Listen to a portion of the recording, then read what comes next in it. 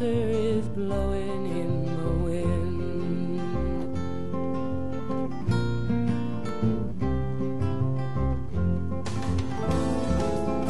The answer is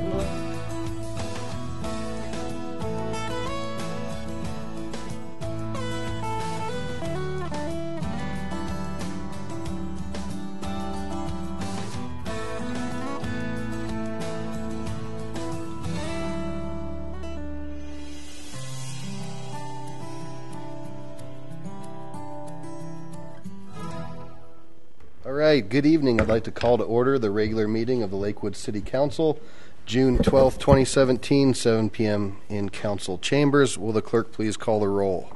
Paul? Here. Coop? Wickman? Here. Gutwein? Here.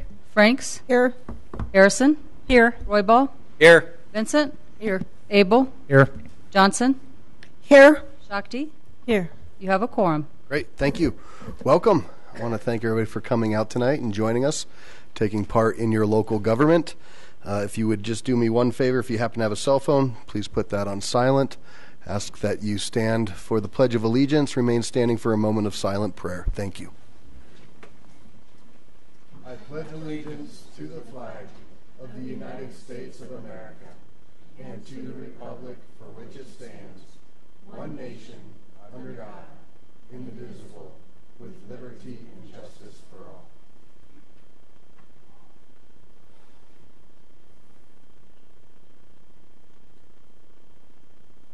Thank you. Please be seated.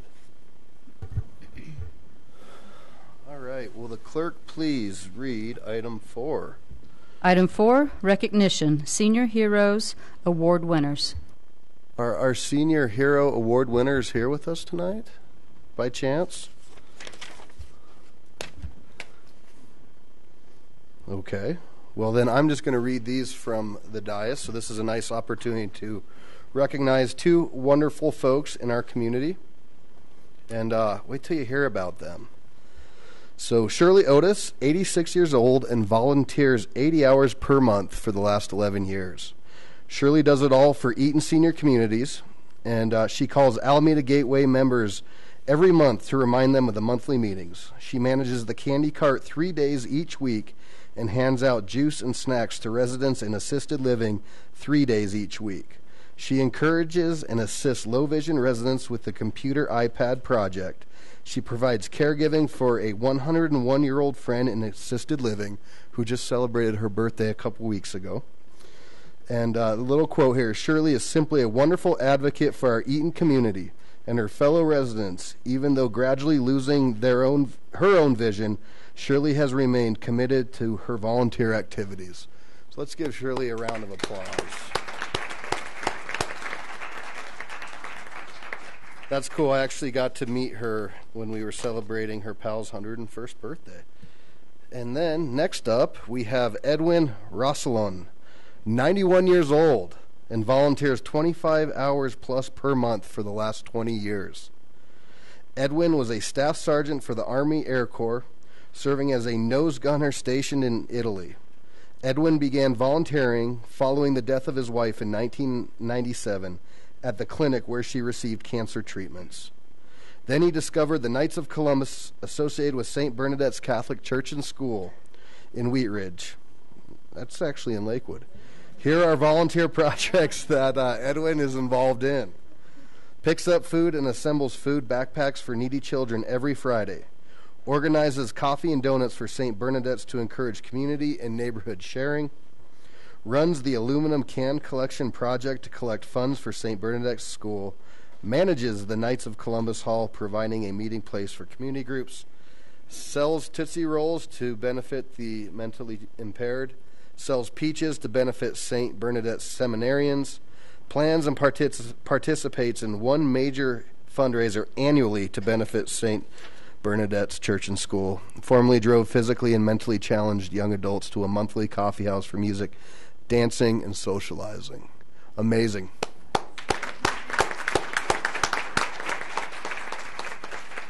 So congratulations to these incredible leaders in our community, and we wish they were here to celebrate, but we'll make sure that they know that we were celebrating them tonight. So next up is public comment. This is the point in the meeting where the public is invited to address the city council on items that did not appear on the agenda. All comments should be directed to the city council. I ask that all in attendance observe the decorum of the city council chambers and refrain from applause or audible support or discord with the speaker. There is a 3-minute limit per speaker. This little box here will glow green when your 2.5 minutes is when you're at 2.5 minutes. It'll go yellow. When your time is up, is red. And if you really feel like you want to clap for the speaker, we've adopted the sign language clap, so that's cool. So first up on the list, I have Mr. Chisholm.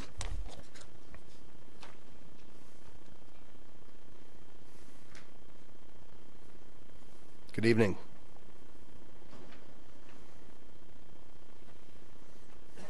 Good evening. Can you hear me? Okay. I guess no. Could you pull the microphone a little closer? City Council, Mayor, ladies and gentlemen, greeting. My name is Jay Chisholm. I'm the property owner at 1595 Carr, Lakewood, Colorado.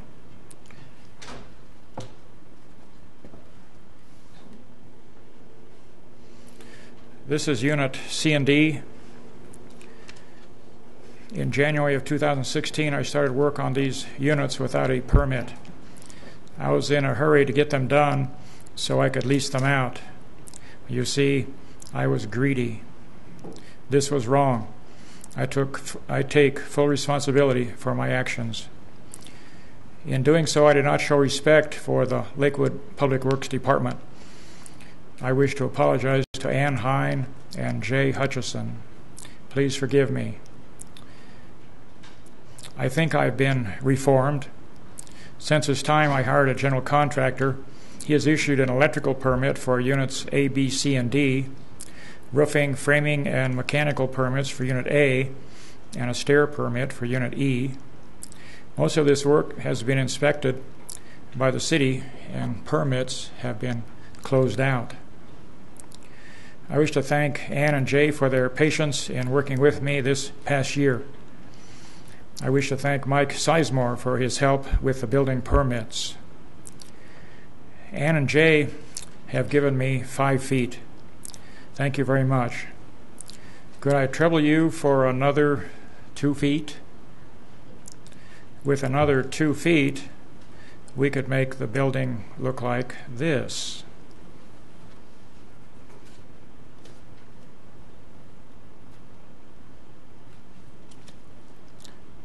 Thank you.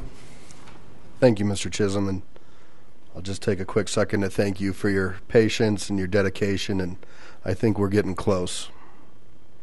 Pat Benjamin?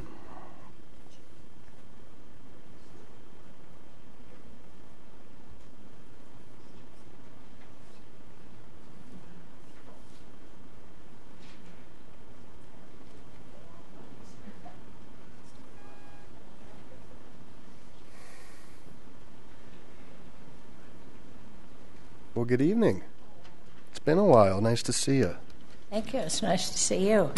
I'm Pat Benjamin. I live in Heritage West, and the main thing I came here for tonight is to thank you, whoever's responsible, for putting the street signs up that indicate what the next signal is. It's great. I don't know if you guys did that or who did it, but thank you very much.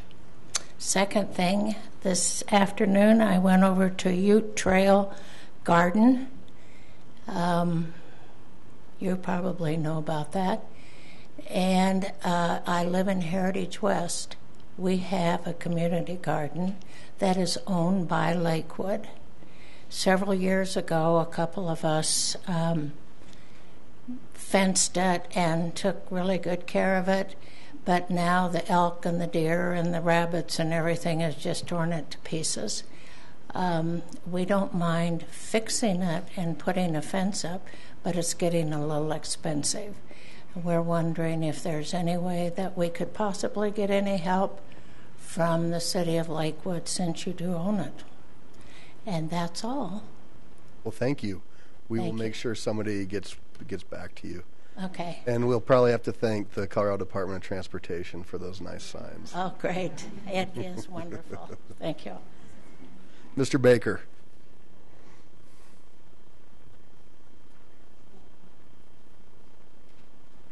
Good evening.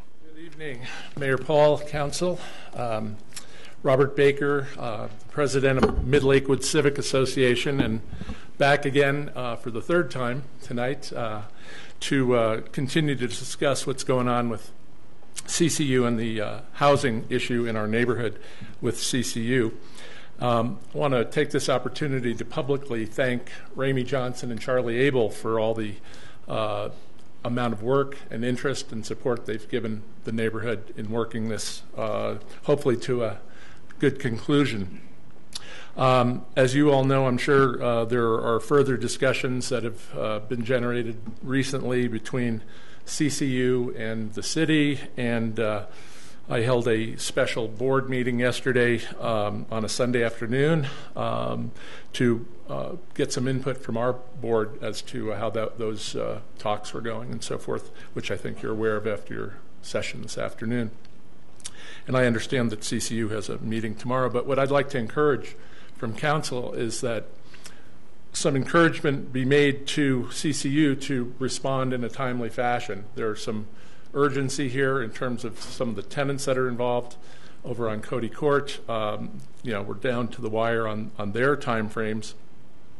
And we met with the city, or excuse me, with Ramey and Charlie and the new president of CCU 2 weeks ago now. At that time, we respectfully asked for a timely response to what's going on and some idea of what they are willing to do or not willing to do. That has not happened in a 2-week period now.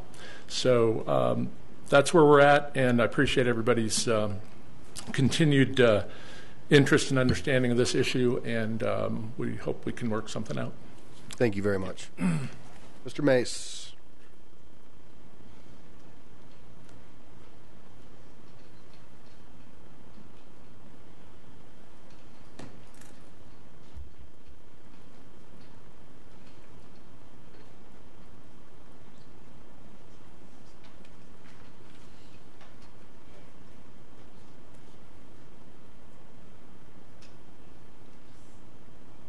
Good evening, sir. Welcome.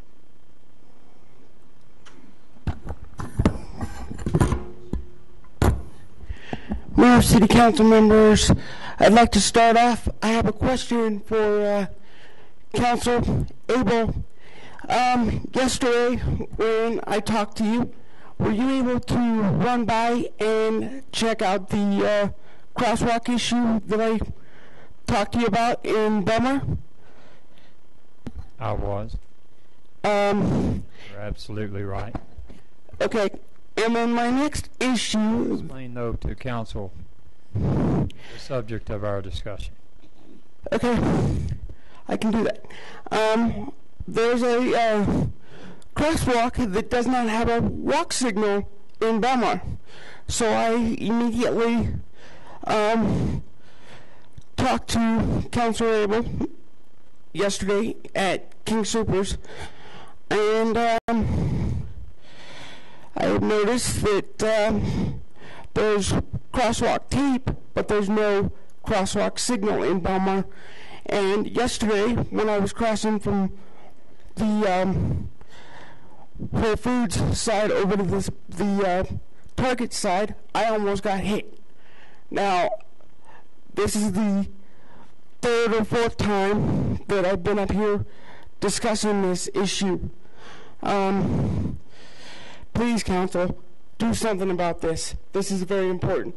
Otherwise, people are going to get hit again. And I've been up here numerous times to discuss this issue. Mayor, as you know, a couple years ago, I was hit by a car, and I do not want to see other people get hit. So I'm requesting that council do something about this immediately. And my next issue is, again, I have been told that city of Lakewood is working on an ordinance for the grocery cart issue. Again, this is becoming a problem because I'm tired of pulling grocery carts back. I don't mind doing it to help the city out, but it's not my responsibility. Thank you. Sure. Ron Lorenz, and then Mary Gillickson.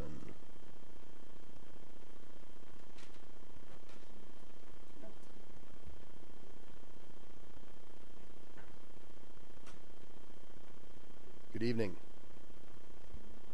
Good evening, Mayor, City Council, ladies and gentlemen. My name is Ron Lorenz.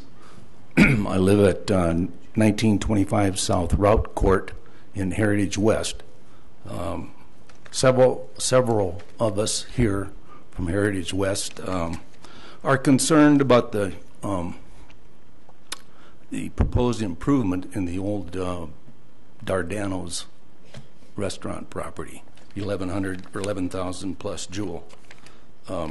Anyway, we've written our concerns to the planning zoning group, and of course they include lighting and runoff and density, height, setbacks, and all of those things. I guess my purpose in being here tonight is just to express our concern about that improvement up there. It'll be there for 100 years, and it's going to be out of character with the rest of the neighborhood. We would ask that at least under current zoning, you all take a close look at it. I guess I'm disappointed that the current zoning regs would allow an improvement like this with the minimal setbacks and the densities and all that. So I'm just raising our concerns at this point. There are others here that will also address this. Thank you. Appreciate it. Thank you. And Councilor Gutwein and I will be meeting with you and your neighbors tomorrow night. So, Mary.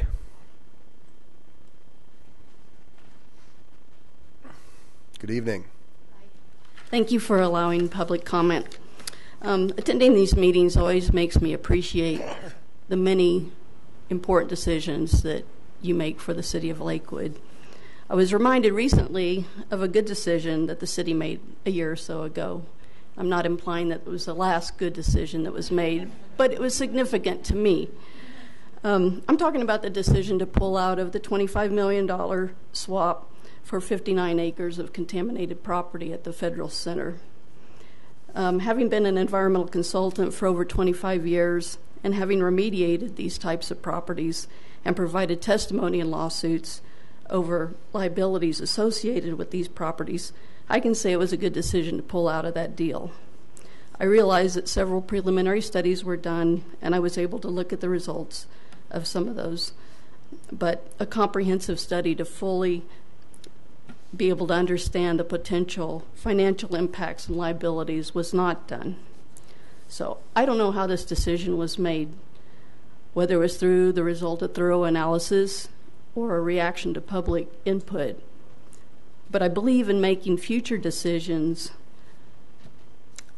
if you use good, thorough analysis prior to making the decision and take into account citizen input, then I think you'll be making the best decision that you can for the future of Lakewood and avoid the liabilities associated with poor decision making and failing to properly weigh in citizen input. Thank you. Thank you. Thanks for coming out. Mr. Havey, and then, I don't know, is it Mona Faber? Maria. All right. You're up next. Good evening. Mr. Mayor, members of the council, much like Ron Lorenz, I'm here to talk about the development that's adjacent to Heritage West. And I know I've met actually quite a few of you. I think some of you have responded to emails that I've sent, and also a letter that we sent out. as a neighborhood, and so I want to thank you all for that. The purpose of me being here is really to express the concerns that I think a lot of us have. We're not anti-development. I think if you ask all of us, we'd love to see the building behind us go away. It's been an eyesore for about 5 years, maybe longer. We're just concerned about what goes in its place, how big it is, how it blends with the community that we have. Most of us are 20 and 30-year homeowners that have lived adjacent to this property, and I think a lot of us, when we bought, checked into the zoning that existed at that time. We had a pretty good knowledge of what could be possible, and when we find what's being put in today, I think our concern is, does it fit with what we've always expected? It's certainly an awful lot taller and larger. I don't know if you can see the attachments that I've got or not. If you could flip them. Yeah, there you go. Perfect. So the one that's on the top is our homes and the property with the current building on it. As you can tell, the building's relatively small and the parking lots around it are actually quite large. And I think most of us always expected that it would stay somewhat similar to that. We wouldn't be surprised that some of the parking lot would someday go away, but what we're getting today in terms of the new development is on the bottom. And as you can tell, the property basically goes almost lot line to lot line. And for those of us that live east and south of the property, it's going to be an enormous change, not to mention the fact that the building's going to move from about a one-story building to a three-story building. And so those are our concerns. And we appreciate the fact that the mayor is going to meet with us, and Councilwoman Gutwein, we appreciate all your help, and we hope all of you will listen. And this is not really the only issue. It's that we have concerns about all of these developments in Lakewood. Sure. So, thank you. And we didn't mean to leave Mayor Pro Tem Harrison out, but only two of us can go, or else it'll be a public meeting, and I don't know if the Havies want to have a public meeting at their house. So, Maria.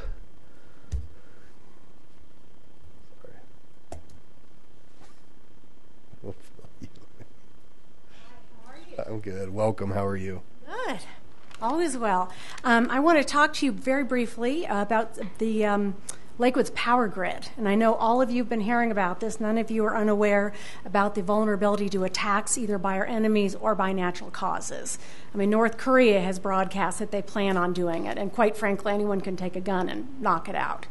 Maybe that's a little simplistic, but it is something that can happen soon at any point in time. My hope is that you, knowing the imminent danger to the power grid, will act fast to harden the power grid. And I'm associated with a group who's going to speak after me, and they not only will tell you about the dangers of the power grid, but also they have solutions to harden it. And it's a blueprint that I'm praying that you follow, or at least follow up on with them. And so they are ready to help you. They can advise you on not only the cost of hardening the power grid if you meet with them, but also the time frame to complete the project. And I think that's wonderful, and that's in your wheelhouse. So with this information, you can begin the project quickly, and I do hope you do. If you do this, you're going to stand uniquely alone in this country as the only municipality that has proactively protected not only the power grid, but the citizens who depend on it for survival. So thank you so much for your time. Great. Mr. Rhodes.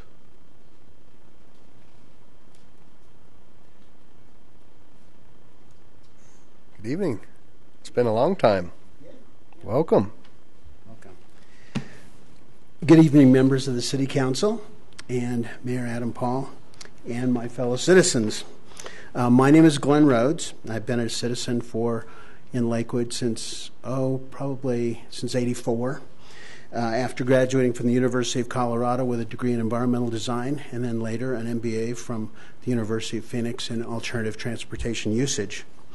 I'm currently the Western Regional Director for the EMP Task Force of National Homeland Security based here in Lakewood, Colorado, and endorsed by the EMP Congressional Caucus to either advise or seek expert opinion on any and all technical and operational and policy matters of relevance concerning EMP's impact on critical infrastructures, including electrical power, communications, transportation, energy, banking and finance, food and water, Our national director is Dr. Peter Vincent Pry, who is the Chief of Staff of the EMP Commission in Washington, D.C. And in 2003, with the full endorsement of the National Science Foundation, I founded the Lakewood-based Nanotechnology Initiative, which culminated in the first nanotechnology and fabrication lab at the University of Colorado. So why am I here tonight? Well, scientists tell us there are 4 great powers in the universe. There's strong and weak atomic bonding, electromagnetism, and gravity. Only recently have scientists brought to light electromagnetism's potential catastrophic interaction with Colorado's power grid, and in a worst-case scenario, it would transport us to the Stone Age within a period of less than 1 nanosecond to several minutes with no hope of recovery. Therefore, it is with utmost urgency that we ask for a call to action to have our group and the FBI Public Sector Partnership, called the InfoGuard EMP SIG, convey this knowledge to you in possibly a follow-up study session based on the logistical parameters that we would hopefully work out with the council. We're taking the same message to other city councils across the state, but you are the first city council we've decided to approach, and I hope you'll take the leadership position seriously. My EMP journey started on March the 11th, 2011, when I spoke to atmospheric space weather expert, Dr. Daniel Baker from the LASP, Laboratory in Atmospheric and Space Physics. And I was made aware for the first time of at least 6 government studies and reports that indicated under no uncertain conditions that our current electrical power grid, comprising of generation, transmission, and distribution of electricity, was in fact a thinly veiled cocoon prone to not only an occasional power outage from solar weather, but also to a potential long-duration extended power outage lasting from a few days to possibly even a few months, which is really scary. Serious questions generated to civic leaders in dealing with a post-EMP event, for example, are how to provide fresh water and fuel to our citizens when no water and fuel pumps operate, or how do we prevent the quick onset of serious health concerns when, as a community, we are no longer able to process human waste dependent on electrical power to function? What measures can we take to protect the largest transformers in Lakewood that could be easily damaged by extreme weather, space weather, or a high-altitude EMP? I've talked to various members of public utilities, and while sympathetic to our concern, they are faced with a challenging regulatory and legal environment that hinders speedy work towards sustainability, security, and resilience. Since beginning this journey and until tonight, I'm frustrated that the issue of electrical grid security has not been realized. We know it's a complex issue, but the stark reality is that the existing vulnerability of the power grid allows Lakewood to live in an environment that exceeds its carrying capacity. If the grid fails, we're at risk of losing thousands of Lakewood residents. And so all I'm asking is that the council consider possibly a study-up session that would get you up to speed on the physics and the consequences to the power grid. Thank you all for this time, and hopefully you'll listen to the other members of our group talk. Great. Thanks you very Sam. much. Dwight, and then I have Mike Sutherland. Good evening. Good evening. Mayor, City Council, appreciate you guys listening to us. I've talked to a couple of you, and you understand the threat that we're talking about. Electromagnetic pulse, or EMP, is a real threat. It's got real science behind it. We've known about this for a number of decades now, ever since we started developing nuclear weapons. But its dangers exceed even that. Even if we were 100% successful at stopping the bad guys, the sun will impact us. Back in 1859, we had what was called the Carrington event, which was a coronal mass ejection, or CME, that reacted with the Earth's magnetic field, and as you change a magnetic field, you create an electric current. The currents were so intense at the time that it took out the new technology of the time. Notice I said 1859. That was the telegraph. Also took out the transatlantic cable. The telegraph offices around the world were catching on fire. The aurora borealis was seen in Havana, Cuba. So we had an event similar to this that crossed the Earth's atmosphere, or crossed the Earth's orbit in 2012. Fortunately, we weren't there when it crossed. We were 2 weeks away. So we barely missed it. Now, I don't want to leave you with the thoughts that this is hopeless.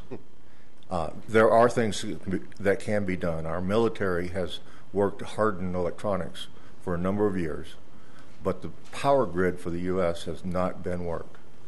As the Colorado State Coordinator for the EMP Task Force on National and Homeland Security, my job is to try to get the voice out, or get our voice out there, let people understand this threat, and help guide city councils like this on what they can do to help protect their citizens in the event that this happens, in the real event that this happens. And it will happen. Like I said, there are people out there that are really out to try to hurt the American public, our culture, with one weapon detonated at 400 kilometers over Kansas. They could take out the U.S. power grid for years, maybe decades. And we're totally unprepared for it at this point. We don't have to be unprepared. We can prepare for it. And so I ask that the City Council invite us back for a special study session so that we can tell you what the threat is, tell you more about what the threat is, hopefully without scaring you all too much, and tell you what you can do to help protect your citizens in your city. Thank you. Thank you. Mike? Mike, are you with the same group? Yes, I am. Do you have better news for us? Well, first, good evening, Mayor and Council. My name is Mike Sutherland. I live in Parker. And I'm retired from the Parker Public Works Department last October after serving for 12 years as the Director of Public Works and the Emergency Operations Center. I have also in past lives served on the Grand Junction City Council and was manager of the Grand Junction Airport. That's where I first became really involved in emergency preparedness, response, and management. And in Douglas County, I, for the past decade, have served as an incident commander on the incident management team there, and also serve as a terrorism liaison officer for the state of Colorado. We could spend hours and hours talking about this and the different aspects of it, but I really just want to hit on three elements from a public works standpoint that could be affected by any extended power outage. There were references to electromagnetic pulse, which would likely be from a terrorist group, from our dear sun that shines on us every day. Events happen all the time there. But now we have hackers who already have malware in our electronic grid, our electric grid, and all of our other electronics, including all telecommunications. We know that, they just haven't pushed the button on it yet. So the three critical public works aspects I want to talk about briefly are water, sanitary sewer, and traffic signals. Water obviously has to be pumped, whether it's pumped from the aquifer in this area, from a lake, or from a river, and that requires electricity. The need for electricity to purify that water and deliver it is very critical, and without that, we're all going to get very thirsty very fast. Second piece, sanitary sewer, similar to water, there's a very high need for electricity to pump and process that sewage, and that includes lift stations. Every aspect of sanitary sewer requires a lot of electricity, and very few pieces of that infrastructure have backup generation that would last for any real length of time. And once that sanitation is compromised, it'll lead rapidly to spread of disease, namely typhoid, cholera, and diphtheria are the ones we have to worry most about. And within a couple of days, we could all be looking for tall bushes, and we know where that would lead with a large population. Then the third piece is traffic signals, obviously all powered by electricity. Many have backup batteries, most don't, but even with backup batteries, you're lucky if you have 3 hours while that will last. And I would ask, how many city resources will be tied up directing traffic and or responding to accidents should our signal system go out? So just those three elements are really important to all of us in our everyday life. A day-long, week-long, or months-long power outage really affects us, particularly with those first two. Generators are helpful, but those require fuel and a lot of staff to continuously refuel those. A few years ago in Douglas County, we did an exercise called Operation Lights Out. And one of the amazing things we learned during our research was there was not one single gas station in all of Douglas County that had a backup generator. Now, most all of our municipalities, fire authorities, others have fuel facilities, and most all of those have backup generation. But should a large-scale power outage occur, we're not going to see deliveries of fuel to even our local governments. And folks, unfortunately, have a fantasy that local, state, and federal government are going to come to our aid, but we all know that isn't going to happen right away. So what I would urge council is to, as mentioned before, allow us to fill you in a little more, scare you more. I don't have great news, but I can tell you that a lot of people are thinking about this and worrying about it. I tried to write an extended power outage annex to our emergency operations plan for the town of Parker a few years ago, and it was really intimidating to even know where to start with that. And sadly, one of the first things the local government will need to do is to impose martial law to protect food and medicines, first and foremost. So there's a lot we can do, but thinking ahead, looking at hardening our grid and those elements that are most critical to us are very, very important. So thank you for the time for us to speak. Thank you very much. Thanks for coming out. Randy White.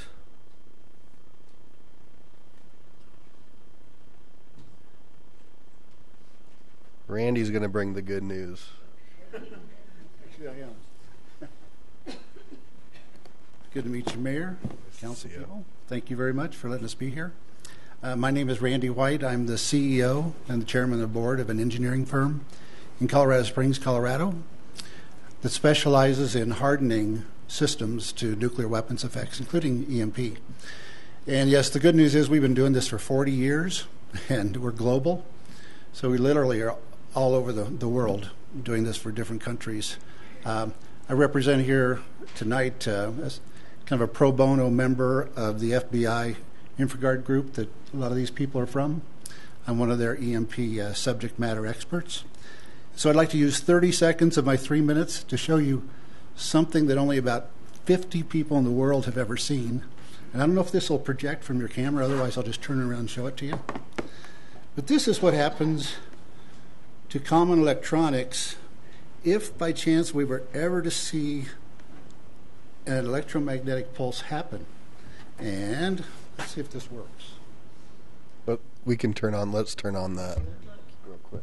There we go. Yeah, that works. This is volume. It's going to go real fast. Right into the light bulb. This would be directly coupling on any copper lines that are coming into your facility. So we're ready to fire. So let's go 3, 2, 1, fire.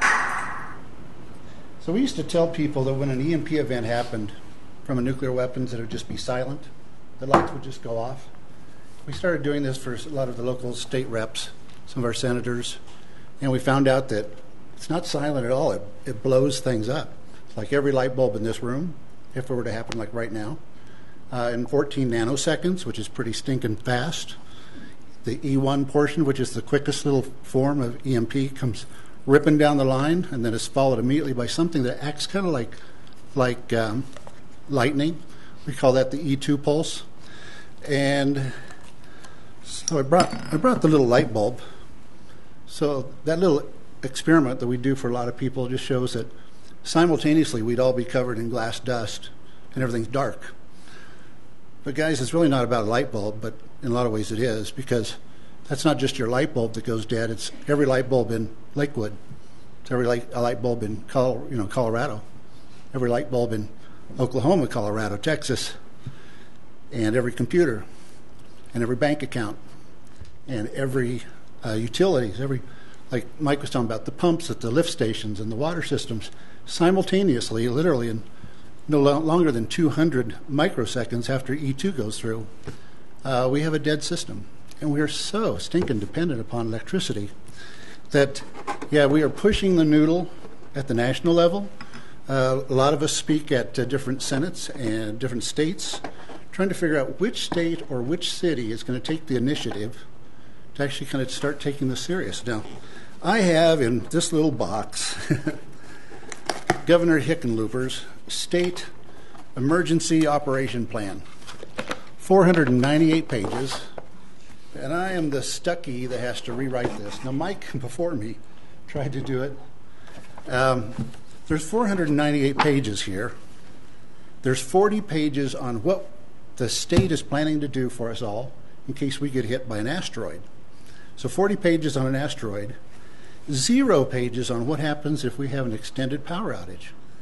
So we've kind of stopped using this term about EMP because, yes, EMP causes lights out, but there's like 5 major threats to our culture, to America, that could cause lights out for an extended period of time.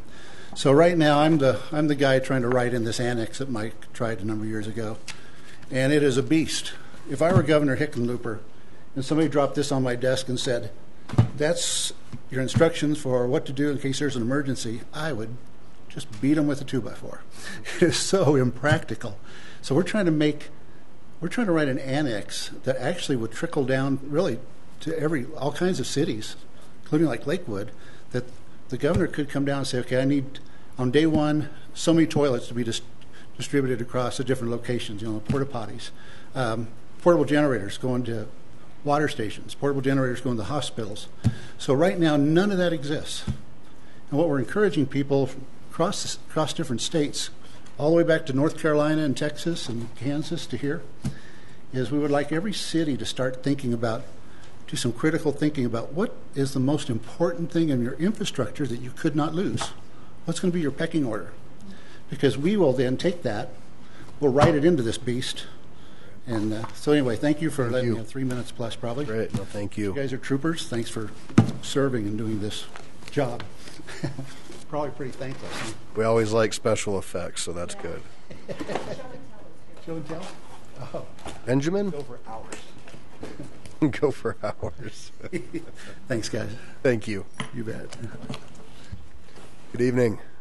All right. Thank you, Mr. Mayor, council members, and citizens. So I'm the last one, and I'm sorry if you're not going to sleep tonight. This is real stuff that we have to pay attention to, and I'd rather talk about it and know about it than ignore it. My name is Benjamin Dancer. I'm a Jeffco English teacher, and I'm the author of the literary thriller Patriarch Run that considers the events we're talking about today. So I'd like to add 2 things to what we've heard on this topic. First, the designers of the bulk power grid system in America never considered that in 2017 our very lives would depend on reliable, widely available electrical power. This is not an exaggeration. Our food system in America is dependent on electricity. So is the delivery of safe drinking water, so is the manufacture of fuel, and therefore our transportation system. Our healthcare system depends on it. We could barely communicate without it, and without it, commerce would nearly cease. The second thing I'd like to add is my own personal viewpoint, not the viewpoint of the EMP task force, which we represent. I am troubled by the partisan divide growing in this country. What troubles me most is that the left doesn't seem to be able to listen to the truth on the right. Neither does the right seem to be able to listen to the truth on the left. For example, the left seems to recognize that climate change is a real threat. And the right seems to recognize that the vulnerability of our critical infrastructure is a real threat. I'd like to point out that both of these threats are rooted in energy. In other words, we can mitigate them simultaneously with the same solution. But we'd have to listen to the other side in order to do that. Republican Senator Owen Hill and Democratic Representative Joanne Janal, forgive me if I mispronounced her name, co-sponsored legislation 2 years ago asking the state of Colorado to study the vulnerability of our critical infrastructure. This body could take inspiration from that bipartisan action and lead the way forward for America to unite and to solve real problems. The EMP Task Force on National and Homeland Security is asking the Council to respond to this call of action by holding a special study session on the vulnerability of our critical infrastructure and the threat it poses to our local community. Should this body decide to pursue that important work, our task force would be happy to provide it with the resources and the expertise necessary to do so. Thank you. Thank you. Thank you for coming out. Don Sorensen?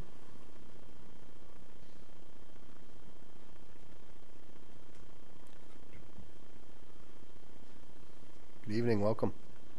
Thank you. Hopefully my topic's a little lighter.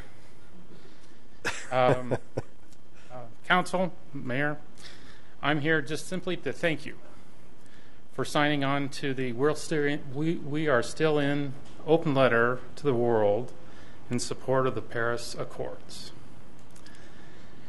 It is going to be leadership at the city and business and individual level that's going to take us forward on climate change. Clearly, the current administration has stepped away from its responsibility in that regard. 184 cities signed on, 183 along with Lakewood, 9 states, 290 higher education organizations, and 1,471 businesses and investors signed on to that letter. Thank you. Thank you. Thanks for coming out. I think they're up to over 211. Nancy? Hi. Good evening. My name is Nancy Grusho, and I live in Ward 1. I also want to take this opportunity to thank Mayor Paul for his support of the Paris Climate Agreement. Since the U.S. pullout, 12 states have signed on to the U.S. Climate Alliance. Over 274 U.S. mayors and counting are supporting the goals of the Paris Accords through the Mayor's National Climate Action Agenda. Other Colorado cities, in addition to Lakewood, that have signed on are Aspen, Boulder, Denver, Edgewater, Fort Collins, Lafayette, Longmont, Telluride, and Vail. You know, basically the goal is to reduce CO2 emissions by 26 to 28% from by 2025 from the 2005 levels. It's a non-binding agreement. You know, Governor Hickenlooper has yet to announce whether he will join the 12 states that have signed on. So I really urge all those here that are in support of this to call the governor's office and ask him to sign on to the U.S. Climate Alliance. The 12 states that are already signed on represent about 31% of the U.S. GDP. You know, as our global temperatures increase with the burning of fossil fuels, we run the risk of an increasing number of extreme weather events, which you're all familiar with. You know, the mayor and every council member here are committed to serve the city of Lakewood and its residents. And to be honest, it's got to be a difficult job because you're never going to make everyone happy. So I thank you for all serving. But an even more difficult job than serving is one of leadership. It takes courage to lead. A quote sent to me by a friend says, "Courage is the power to let go of the familiar." And fossil fuels is very familiar. When we are faced with the risk of devastating climate change, we look for the leadership that has the mental toughness to lead us to a clean energy future. Thank you for your time. Thank you. Lenore? Good evening. How are you? Good. This has certainly been an enlightening night to be here, if at times horrifying, but since the last council meeting, I've met with CCU representatives twice. And although options were suggested to resolve our housing dilemma, none included the preservation of the integrity of the neighborhood. I am hoping that this will change in the near future since the clock is ticking on our lease expiration. I also hope that I will be able to thank the council for supporting our zoning ordinances, and a special thank you to Charlie Abel and Ramey Johnson for all their support, and also Robert Baker. Thank you all.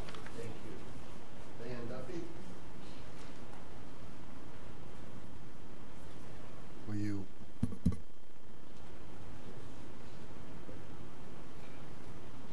Good evening. Completely different topic. The recent hailstorm that we had last month, I know it cost the city a lot of money, and it cost the residents a lot of money. Our deductibles on their cars, another one for our house. Some people are without a job. So I'm hoping that with all that money that it's costing us, that we put money back into the city and we use local contractors. And I've been mentioning this before. I was very disappointed to see that the city is using an out-of-state contractor to fix the vehicles. I realize that that's easier probably to have the contractor that Travelers uses to come in, and then they don't have to use that. But we've got some people here that are making money. Our local contractors, our local automobile repair people, that's keeping the money right here in Lakewood, and we really should consider doing that. Now, we all know that we have to get in line because there's a lot of us with cars, but we're in line, so I guess I'm just asking the city to just do the ones that they really need right away with the out-of-state contractor, and then save the other ones. My car looks terrible, but once I got the windshield fixed, it drives the same. It just looks awful going down the road. So I would hope you guys would wait and have the city, if there's roofing damage to be done, use a local contractor. For the vehicles, try and use a local contractor. Let's put that money back in the city, and let's have people here making lots of money that they can spend at the mills once it opens back up. Thank you. Thank you. Appreciate that. We can have someone get back to you. We do always seek local businesses to do work with. Sometimes that doesn't work out. But Mr. and Mrs. Sale, do you wish to speak or just say we support? Come on down. Good evening, council members. How are you? Good evening. I'm also with Heritage West and one of the neighbors here. I live at 1929 South Route Court. And Dana's been nice enough to meet with some of us as neighbors and listen to our concerns. And I just think, from a standpoint, most all of you are probably familiar with Heritage West. Myself, as a Lakewood resident, I came to Lakewood from Denver at about 5th grade. I spent all the rest of my life in Lakewood, gone to Lakewood High School, and have since moved with my family to Heritage West, which is kind of all of Lakewood's a fantastic city. That's why I remain here. And certainly Heritage West is a great representative example of a family environment in Lakewood. And when you talk about a continuity of a community, the continuity of a look of community, it really becomes imperative and important to decide where we take a stand on redevelopment and development of the city. There's a lot of development going on. If you look up on Union Boulevard, that's all fine. Some of the development fits there, and certainly it's a growing community. But we need to kind of take a stand on where the development takes place and its impact on the neighborhoods. So we appreciate your concern with us and your support and consideration. Thank you. Thank you. Sandy, did you wish to speak or just echo? All right, that's great. Pat Lori? Oh, we already. All right.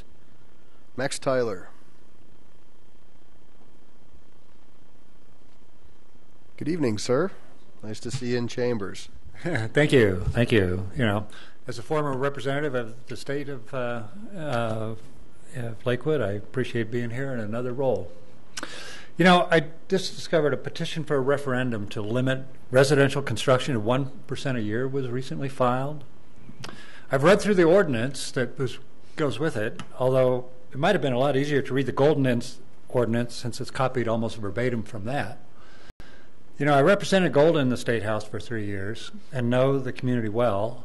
It's a very nice town, but it's a town that is increasingly only for the wealthy as supply and demand drives prices of homes higher and higher.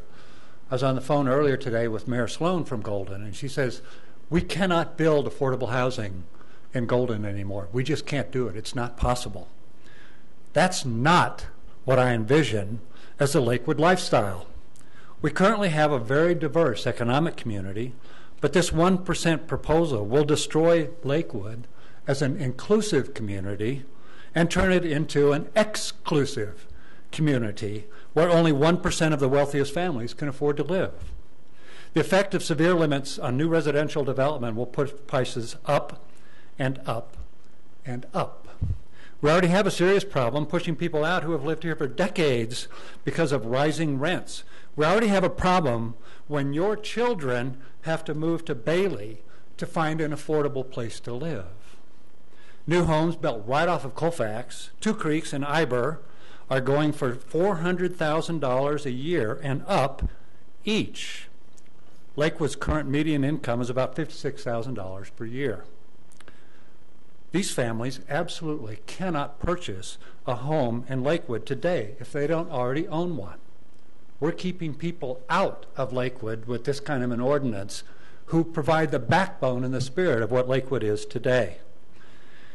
It's increasingly difficult to find a place even to rent at this income level.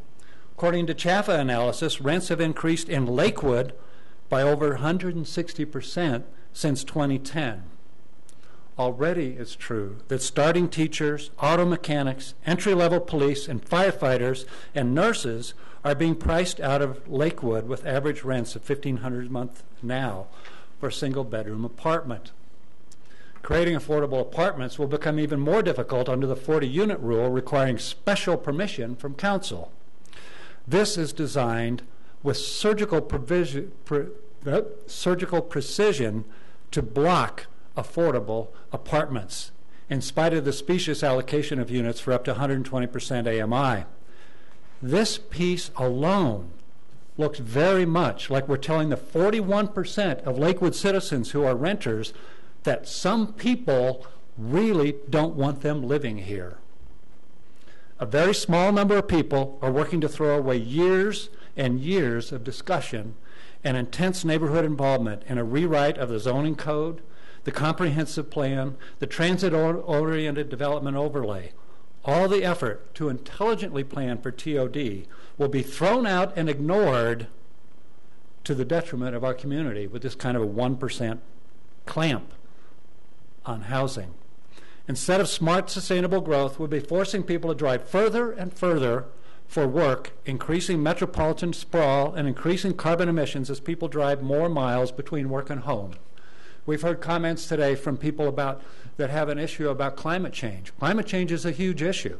And what we're doing with this is putting a preference for wealthy people and forcing regular working families to drive further and further to go to work.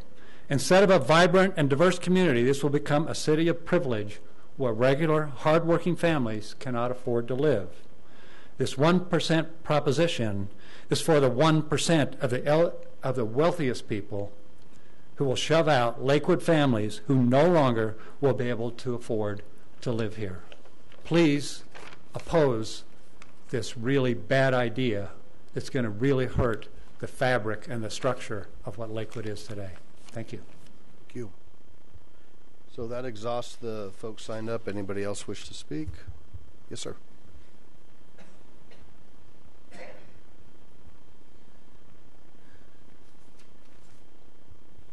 And if you just tell us your name, you can give the clerk your address on your way back. That's fine. Welcome. Welcome. Good evening, members of the City Council. My name is William Kaywert. I am a member of the InfraGard EMP Special Interest Group, sponsored by the FBI. So we're back on that topic again. I'm also president of Stored Energy Systems, a Longmont-based manufacturer of emergency power equipment. This equipment protects critical infrastructure, including communications, healthcare, water treatment, fuel production from shutdown, but that's only from short-term power loss. In 2009, shortly after the effects of EMP were declassified by the EMP Commission, I realized that our business would fail in our mission and that much of U.S. society could be snuffed out by a rogue state or terrorist actor. On April 27 this year, NPR's Morning Edition ran a story, The North Korean Electromagnetic Pulse Threat, or lack thereof. In this story, NPR laughed out loud at the threat of EMP by running several seconds of cackling by a so-called expert. A large number of NPR listeners contacted the show to complain. NPR, in response, doubled down, saying that they completely supported the expert's dismissal of the threat.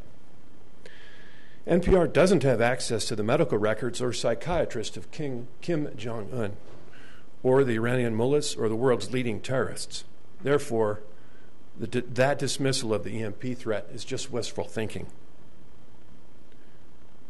William R. Graham, a former nuclear weapons designer and chairman of the EMP Commission, repeated in a recent article this morning, as the EMP Commission warned over a decade ago in its 2000 report, quote, the damage level could be sufficient to be catastrophic to the nation, and our current vulnerability invites attack. We encourage you to think about the consequences to your family, your friends, and other loved ones should Mr. Kim or some terrorist decide someday to take out America's power grid. Addressing the EMP problem does not require going to war, but it does require an informed public to demand that our critical infrastructures, our vulnerability to EMP is remedied. The solution is not war, but rather a hardened infrastructure that's able to shrug off an EMP attack. The good news, I do have some good news. It's pretty bad. People have started taking action. In 2013, an EMP-hardened data center was created in the Midwest. Recently, a major Texas utility built an electromagnetically hardened control room, and there was no legislature requiring that they do it. So there is private sector interest in this. And last but not least, the cost to achieve resilience does not need to be excessive. In September of 2007, the SAGE Policy Group published an economic impact assessment of an EMP attack on the Baltimore-Washington area. The study showed that protecting just 10% of critical infrastructures could substantially reduce the damage and restoration time. I request that you support the study bill that Glenn and the team have recommended. Thank you. Good evening, sir. Thanks for letting me slip in. Absolutely. My name is Sean Bailey. I live in an apartment next to Smith Reservoir. I've lived in Lakewood most of my life, and I'm also a licensed professional engineer. I'd like to provide some background to put the risk of an EMP event in the context of capabilities. There's others who can better provide background on EMP events driven by the sun, so I'm just going to talk about human capabilities. I'm sure you've heard, as not only here but also in the news, of North Korean weapons testing. North Korea appears to be maturing 2 weapons technologies, fission bombs and satellite launch vehicles. Excuse me. As pointed out in several recent articles on the web and by several people here, if you combine these 2 technologies, you would have North Korea could obtain the capability to repeat tests that were carried out by the United States and the USSR in the early 60s. These tests involved high-altitude nuclear explosions about 250 miles up. The tests resulted in significant damage to electrical power transmission equipment and utilities on the ground in areas within line of sight of those explosions.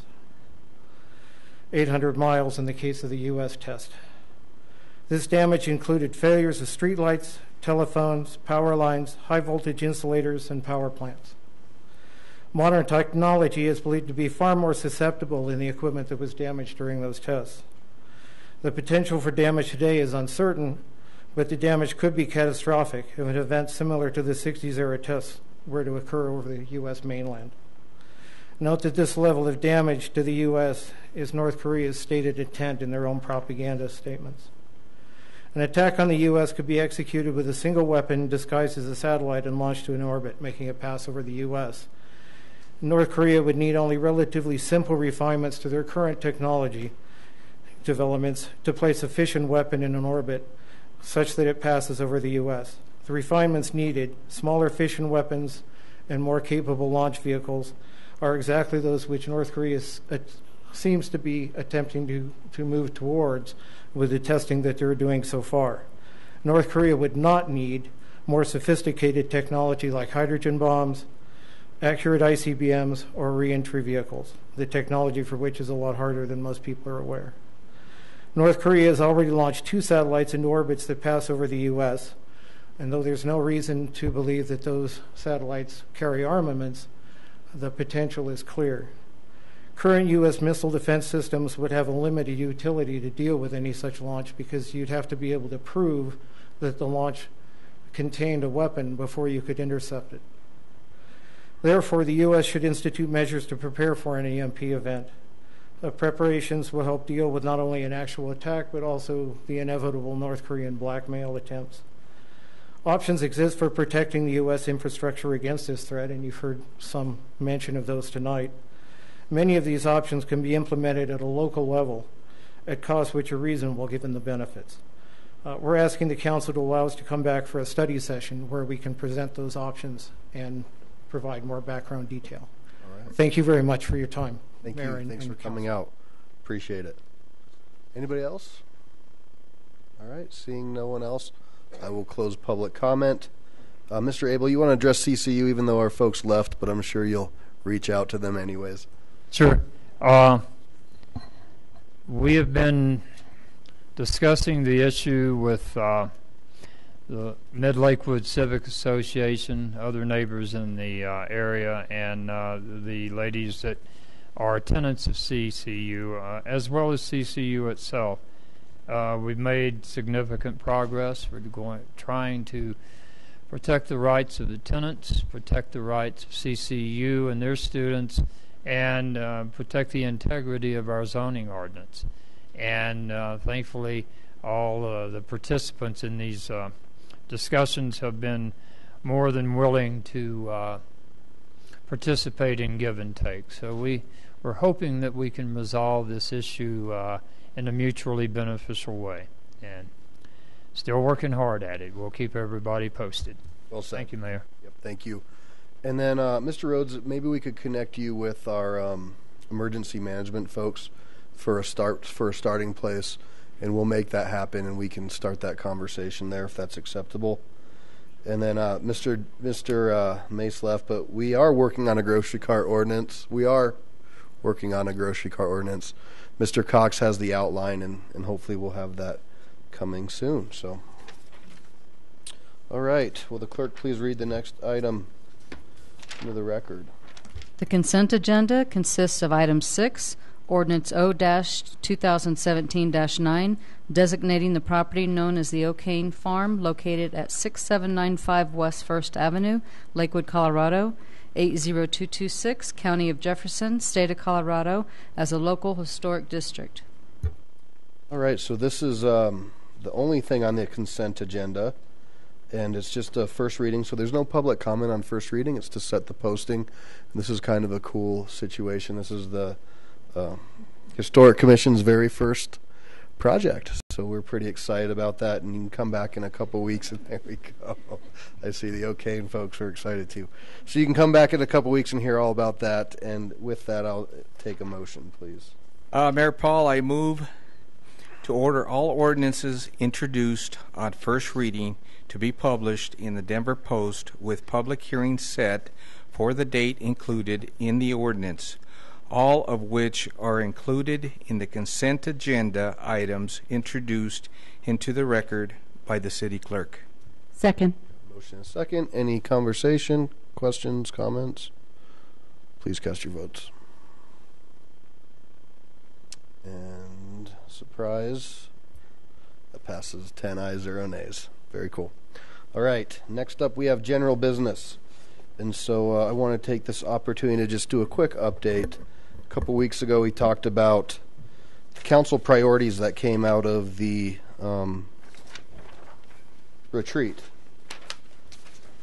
And they're kind of general, but they all had to do with growth and density and things along those lines. And the priorities that, came out were density associated challenges, transportation and traffic, infrastructure upgrades, improvements, sidewalks, last mile connections, infrastructure upgrades, improvements in roads.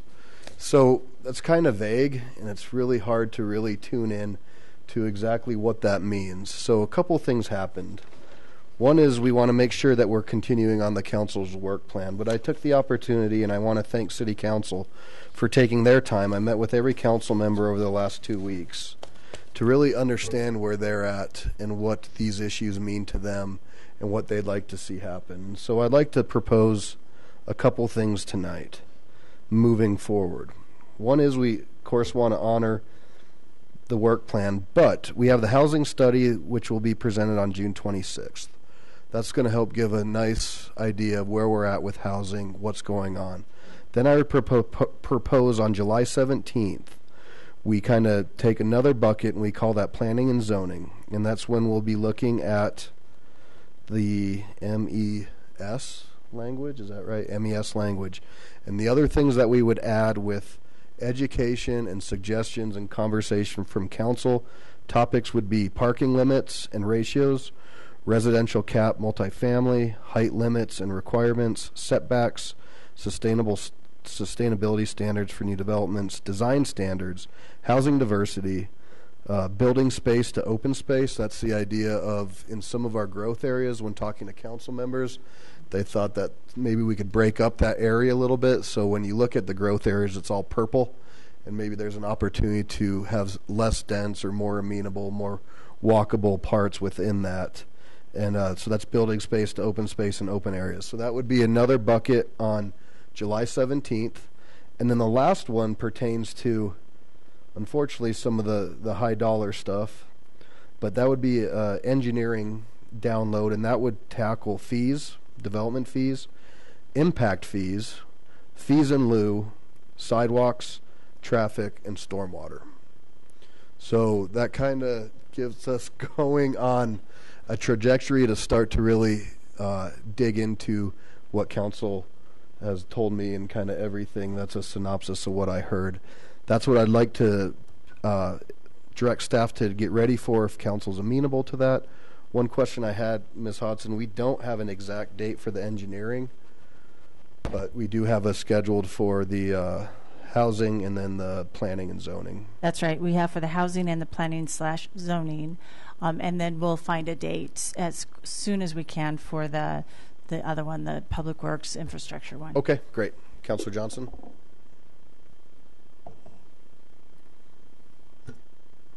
Thank you, Mayor. I appreciate the time that you've put into meeting with all of us. I think it was very helpful for everybody, actually. Yeah. And thank you for what you're just now recommending as well. I'd like to take this a little step farther, and I would like to make a motion that we have a 6-month moratorium on high-density, high-profile development. And let me just a little bit of an explanation here. This is a huge issue within our community. It's basically all that people are talking about. I believe if we have a little bit of a time to just take a pause, take a look at where we're going, what direction we're actually heading, it'll give us time to actually assess the housing study. That housing study's been out there for a year. Also, give us time to look at the Union Corridor Transportation Study. It has not gone unnoticed that the Federal Center is in play at this point. The zoning there is for very high-profile buildings. Give us a chance to actually get some more community input on that. And this actually fits with our council priorities. Give us a chance to actually address these things without having the pressure of continued development happening at the same time. I would ask for your support and again a motion for a 6-month moratorium, high density, high profile development. Thank you for your consideration. I'd like to second that, Mayor. All right, so we have a motion and a second, and I imagine there'll be some discussion. So, Councilor Abel. If we're ever going to catch up on mitigating the growth that we've sustained in the last 20 years without much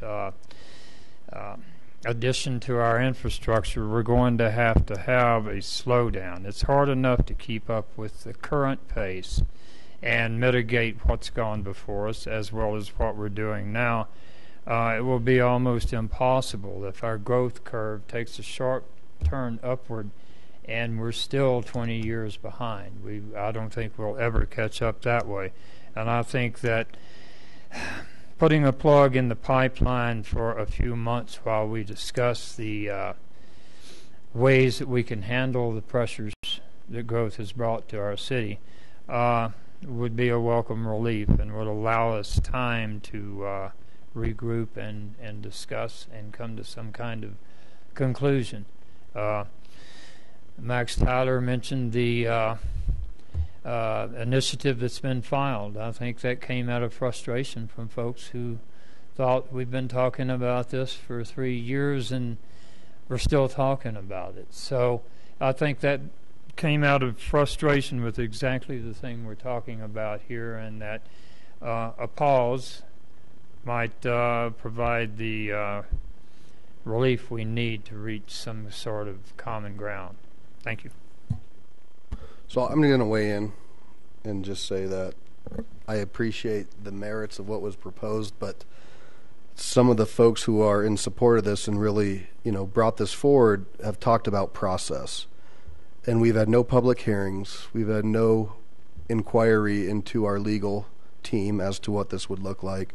We haven't talked to neighborhoods that, frankly, are seeing development and like it. We don't know how this would affect projects. We don't know what this would do to the business community. We have no idea what sending a message of a moratorium would do to shutting down a city and its progress. It's haste. It's reactionary. And I don't think it's the best way to move this city forward. I think we have some issues, and I think we have an opportunity to tackle those in a smart and efficient manner, and that's what we need to do. So I appreciate where you're coming from, and I think it looks good and it sounds good, but you have no idea what it would even stop. And I haven't had the opportunity to even have anybody articulate to me in my meetings what exact project they're seeing that they'd like to stop.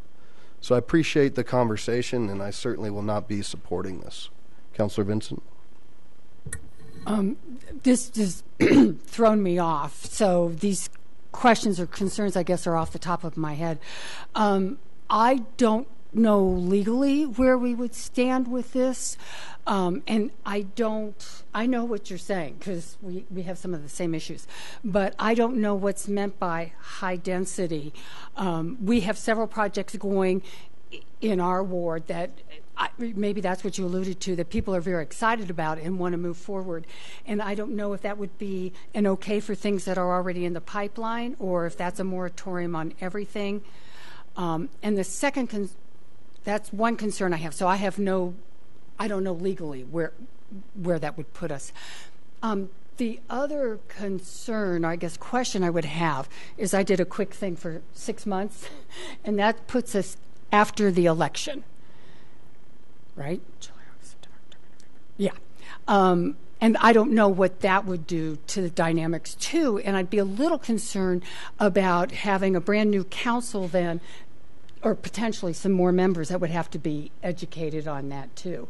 And are we passing the buck, or are we giving them an opportunity? So density is an issue, and I think as a council, we really have to move on this and move on it quickly because it has been, I think, stretched out. This would not affect projects that are in the pipeline. Ms. Franks? Thanks, Mayor Paul. First, wanted to acknowledge Mayor Paul for reaching out to all of us and letting us kind of feed in all of the input that we have received from our constituents. I too didn't come with any prepared comments, but did want to kind of speak to the fact that since joining the council, the zoning rules have been a contentious issue because there's just a lot of concern about how the words are interpreted. There's a lot of concerns about how the comprehensive plan is supposed to be there to protect communities, to make sure things integrate well with them. And we've not seen some of those things maybe offer the protections that maybe people thought they did when they read into that. And so I'm a little bit torn here because we have had citizens month over month, now year over year, coming to us with the unintended consequences that are pressure on them. We've also seen developments that don't seem to integrate well, or the setbacks are, there's just a lot of issues with that. So we've seen a lot of things that are problematic.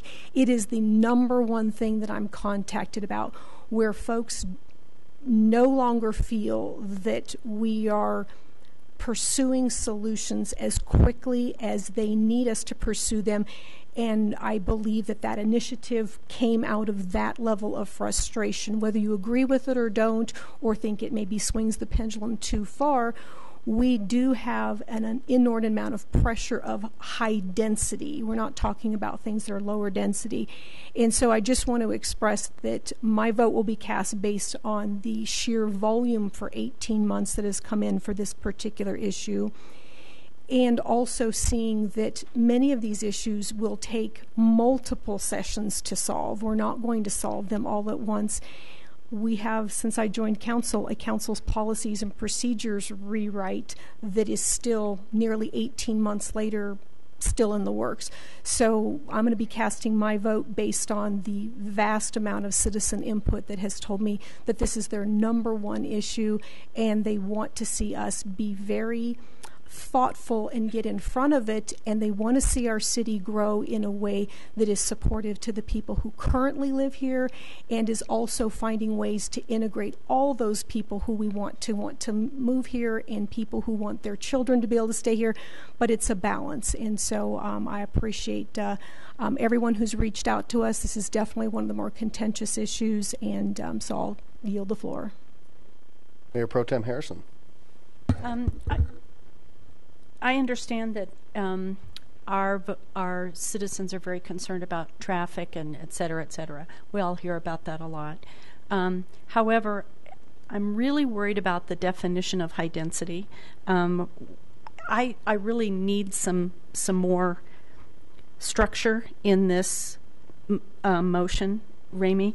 And even further, the other thing that I am really concerned about is what kind of message, especially in light of Colorado Mills and waiting for that to come back online, what kind of message does this give to businesses who might be considering coming into Lakewood, and or I'm just really worried about the message that it gives.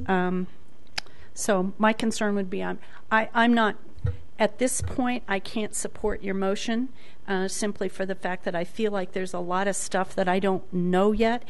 I might be able to if I had more structure in the motion itself and knew more kind of what we were talking about. I think our list of to-dos here, if we can get through that pretty quickly, and it sounds like we're trying to, I'm not sure that we need the moratorium.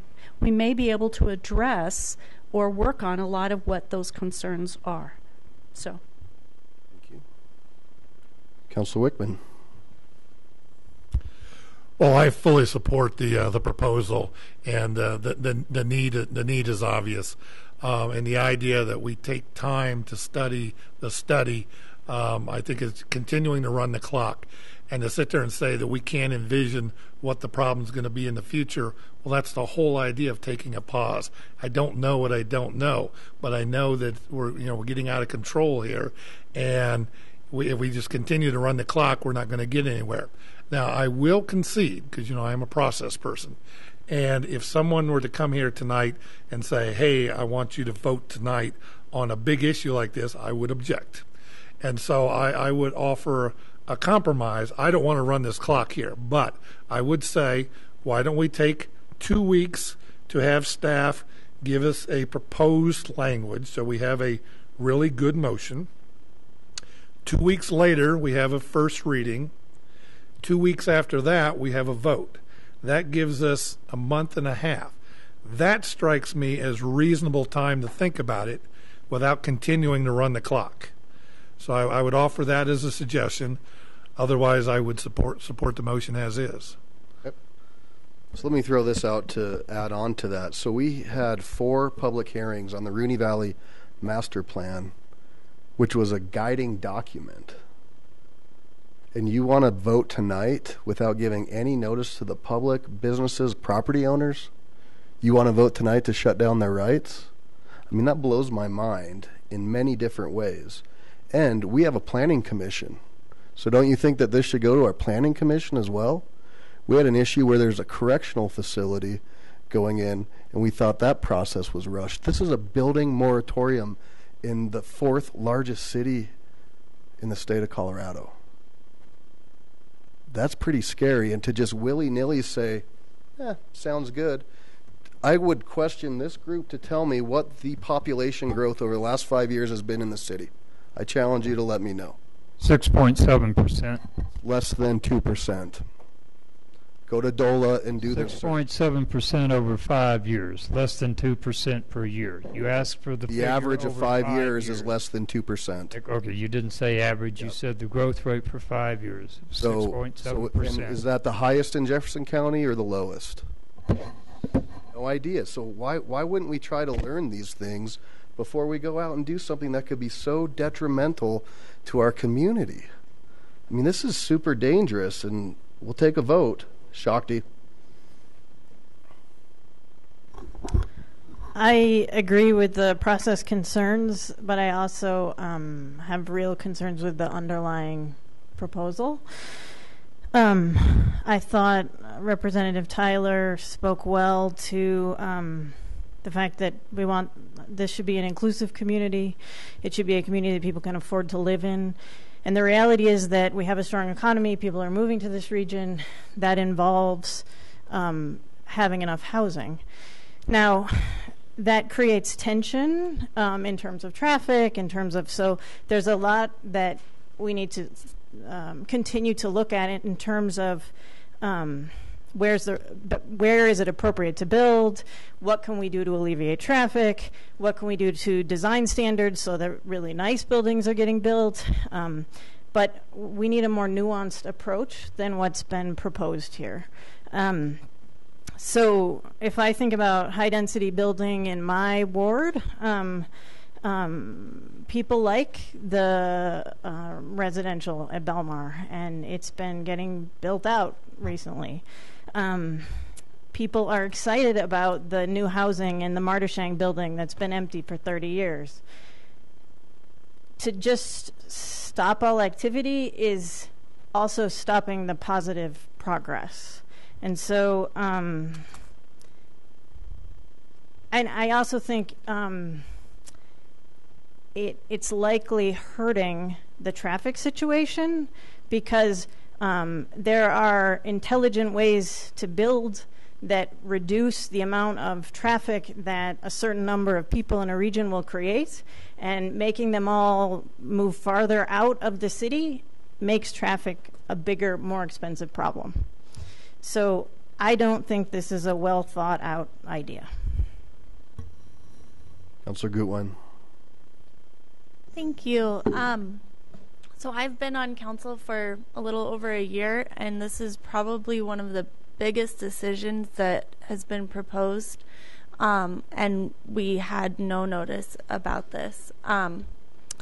So this is not something that I would feel comfortable in voting on with a chamber that's not even a quarter of the way full, where our public has had no opportunity to comment on this or study or analyze any of the impacts.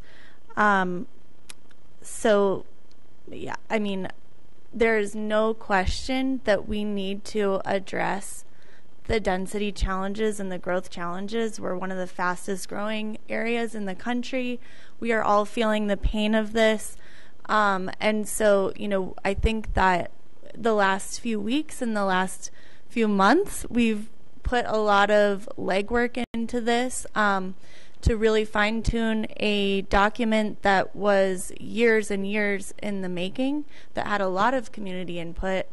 And are there ways that we need to adjust it? Yes, I think so. And I would like to do that through having intelligent conversations with our community and continuing to meet with our neighbors and making sure that we're looking at setbacks and height and sustainability standards and all of the things that you mentioned that Mayor Paul, that we're all hearing about from our community and we need to address. But there's just no way I can, in good faith, make the biggest decision that we've made on council without any public process. Thank you. Council President Roybal. Thank you, Mayor. After sitting down, speaking with a lot of our constituents and getting the feedback from them and listening to who they are, yes, we have in Ward 3 such a diverse community. We have everything from multi-million-dollar homes down to the regular homes to Belmar, modular complexes that we have. We have ranching, we have farming. And this is all in our ward, where you have multi-million-dollar homes right next to ranching homes and right next to a common area for working-class folks. And yes, I understand that. What I look at, and I'm looking at this straight across, when we're building, yes, we need to build and we need to grow as a city. But when I look at this, it's carte blanche.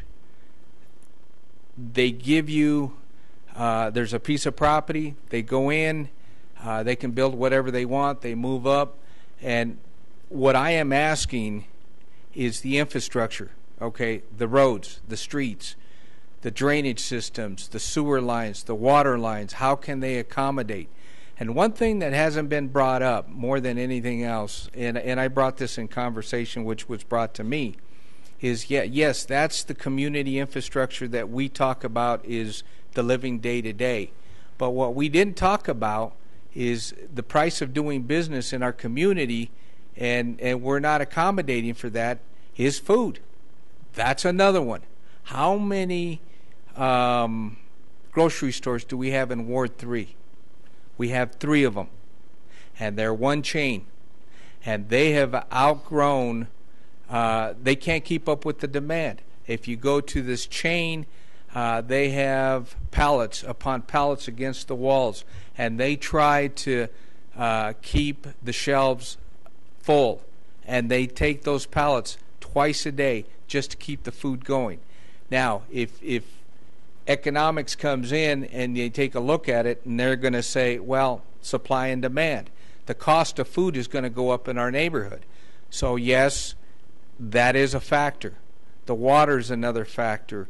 The schools, our schools right now in Ward 3 need a lot of love, and we haven't been getting them. So now we bring the high density coming in, and we bring more population coming in. What's going to happen to the schools? How are we going to be able to accommodate for that? We haven't addressed those. We haven't addressed a lot of things. We're addressing the parks. We're starting to address the streets with curbs and gutters. But let me give you the big elephant in the room. Green Gables, it's not in the city. It's just right. It's in our ward per se, but it's not. It's county. And, you have massive buildup. They're going to suck down a lot of our resources in our community, which they are part of our community. Everything from grocery stores to schools. Have we answered those questions? I'm simply asking to do a moratorium until we can start answering some of those questions. Because if we don't answer those questions and we build and build and build, then it's going to come back and we're going to have to address it the hard way. And it's going to hurt. So I'm going to be supporting this. Councilor Franks? For those of you that know me, you know I am a process person as well. Obviously, Councillor Wickman's proposal of giving some time to this to get a legal analysis and to get public comment, I mean, that's the ideal. And so I would request that Councillor Johnson would consider adding more texture, more detail to that, so we have defined terms and we know what we would be talking about, and the public can come out and give their input. I did want to also add that I know Mr. Tyler has left, and he spoke very passionately. Oh, I'm sorry, you moved seats. So, and very passionately about that. But what my folks in my ward are seeing is that the apartment units that are going in, they are by no means affordable to or attainable to folks who are entry level.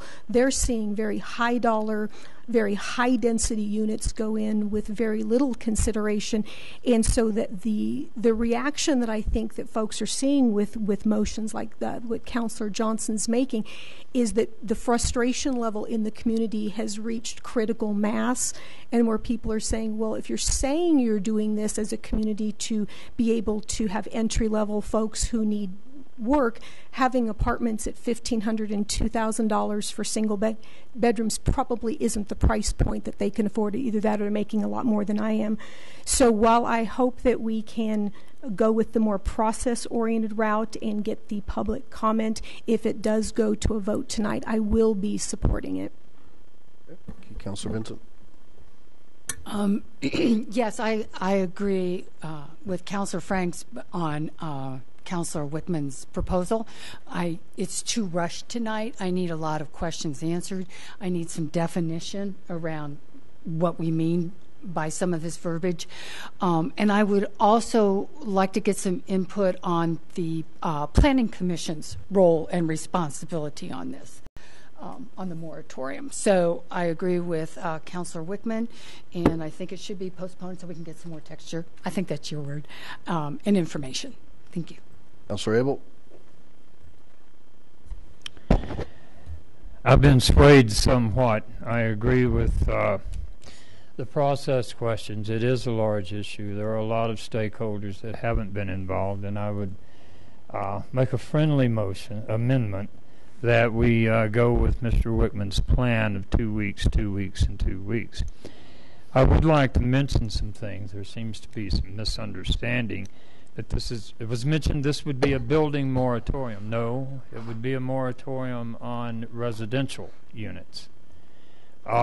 Anything in the pipeline would still be in the pipeline and still be in process. We're only talking about things that would come in as applications in the next month or two. As far as a building moratorium in the fourth largest city in Colorado, the largest city in Colorado has sustained a couple of them recently.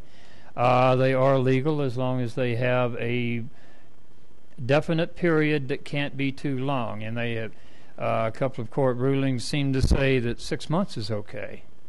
Maybe longer than that isn't. But again, the largest city in Colorado has had moratoriums recently. And what message did it give to their developers? I don't see development slowing down much in Denver. I don't see developers saying, oh my God, there's a pause in Denver, I'm leaving.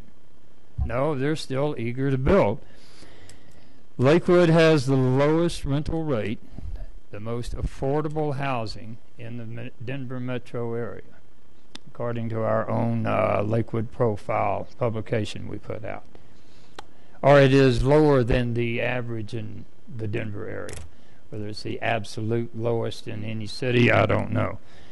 These are questions we need to have answered. The definition of density is pretty clear. I think we all know what we're talking about. But I do believe that if we want to put a pause in here, that we need to hear from all the stakeholders involved. So I would still offer the friendly amendment. And I would like to mention, I don't want to get into the debate over density tonight, but I hear so much about sustainability, and there are a lot of studies out there that say the more dense the population, the less well the population. There are many health effects.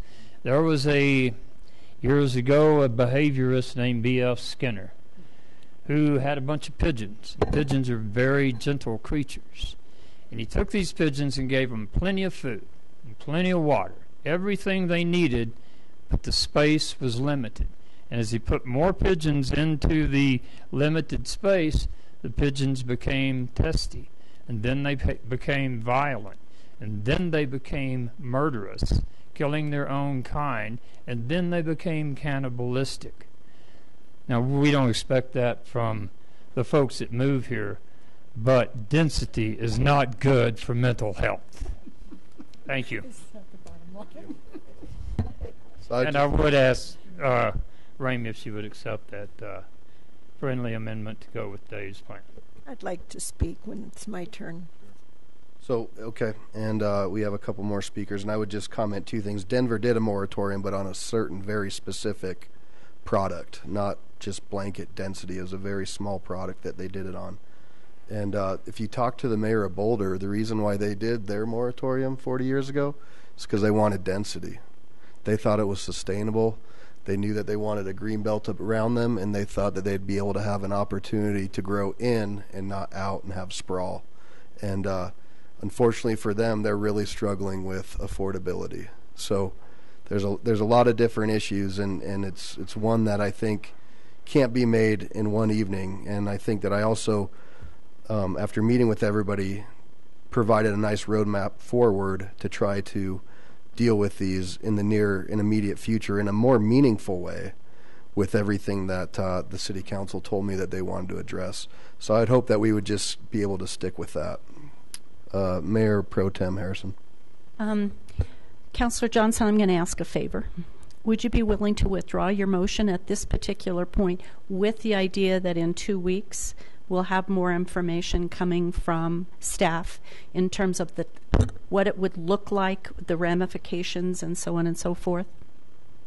I am willing to look at the proposal that Councillor Wickman proposed, yes, but I'm not willing to stop looking at a moratorium. I'm not asking you to quit looking at a moratorium, but I feel like we need more. We need to know what it's going to look like, what the definition would be. So you're not willing to withdraw the motion right now, but look at the process that Dave was talking about. I'm willing to look at what Councillor Weichman has proposed, yes. What I heard him say is that what he wanted to do is for it to go to staff, the suggestion to have staff come up with what the motion would look like, and then it would be posted in 2 weeks, and then first reading again in another 2 weeks. So I wouldn't think that we'd have even a motion tonight. I'm willing to look at that. This is the only thing, when it's my turn to speak, I've got a few things to say. Go ahead. Okay. A couple things. About a month ago, I submitted a formal document for council action to open up our zoning ordinance and basically to look at the things that the mayor is talking about. I very much appreciate that. Also, part of that document suggested having a moratorium. When the mayor and I met, what was it, a week and a half ago, I mentioned it. You immediately dismissed it and were against it. So it's a little misleading to say that this was just sprung on you. You knew that a week and a half ago, Mayor. High density is kind of like pornography. We all know it when we see it. All we have to do is look at the apartment house on Union Boulevard to understand what high density is all about. But you are absolutely correct. Having more definition as far as how many units, that's absolutely appropriate. I understand that. The reason I am supportive of a moratorium, we need to have actual time to assess what the housing study is going to say. This thing has been in the pipeline for months and months. Literally 2 years ago, I asked if I could have how many apartment houses, how many apartment units versus residential pieces of property in the 13th Avenue corridor. and we couldn't get that information. This is not rocket science. You reach a certain threshold where it's hard for residential neighborhoods to continue to survive. I am concerned what we are doing to the adjacent neighborhoods with some of this stuff. There is something that is being proposed by Safeway on South Union. There is great concern. All this is going to do is stop high density, high profile. It does not affect residential nor commercial. I agree with what Councillor Wickman is saying, to give it some time for more definition. That is appropriate. I can go with that. So yes, let's do that then. But we need to take a pause and make sure that we know exactly what we are doing. This is all that I have been hearing for 2 years. People are wondering, are we listening? I am listening, and I want everybody to know that. Okay. Councilor, can I ask you a question, a follow-up? Do you know how many units are in the queue or being proposed? No, I do not. Okay. Just curious. Thank you. Councilor. I think we're evolving towards where I hope we'd like to go. Karen's question about, can we vote on something major tonight, as I just indicated? No, not so much. But what we can vote on tonight is the process. That's legitimate. And if we all agree that the motion tonight is setting the process of 2 weeks, 2 weeks, and 2 weeks, that's something I think we can vote on tonight. So there's a motion and a second on the floor. I haven't heard amendment made or accepted. By who? Please remind me. I offered a friendly amendment to go with accepted? the 2, 2, and 2. We're waiting for an answer for that. Okay. So before we do that, Tim, talk to us about process and about dates and about planning commission. Yeah, the first thing that should be clear is that if there's to be a public process, and there should be a public process for something of this nature, is that you have to have the process before you make the decision. You don't decide to impose a moratorium and then talk about it. You ask to discuss it, ask to put it on an agenda, and then discuss it and have the public input involved that's necessary to decide whether that's what you want to do.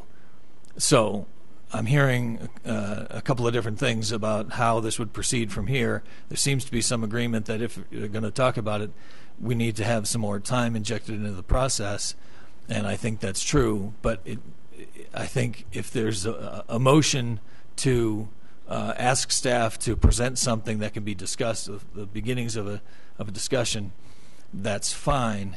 I don't think we're in a position to ask staff to prepare the moratorium ordinance when we haven't had the discussion of what it should look like and what should be involved and what high density is defined to mean and so on. So at various points in the last few minutes, we've heard a recognition that there needs to be that kind of a process, and so I don't think there's the idea of a friendly amendment is moot if the motion's not going to happen. The motion should be something different than what's been proposed to get it into the discussion item. We can't have, as someone said earlier, a major item like this that was not even on for discussion on the agenda, never mind formal action. So I think there needs to be those steps first. Okay. Oh, and I'm sorry, I did not address Planning Commission, but the role of Planning Commission is to advise the City Council on land use matters and to make recommendations, and I think this is something that would be expected to go to the Planning Commission first. Councilor Abel is correct that there's law that moratoria are appropriate when they are of reasonable duration.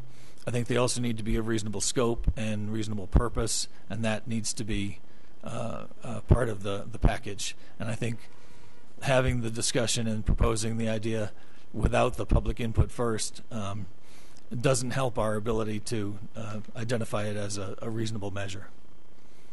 Okay. So thanks for making that process clear.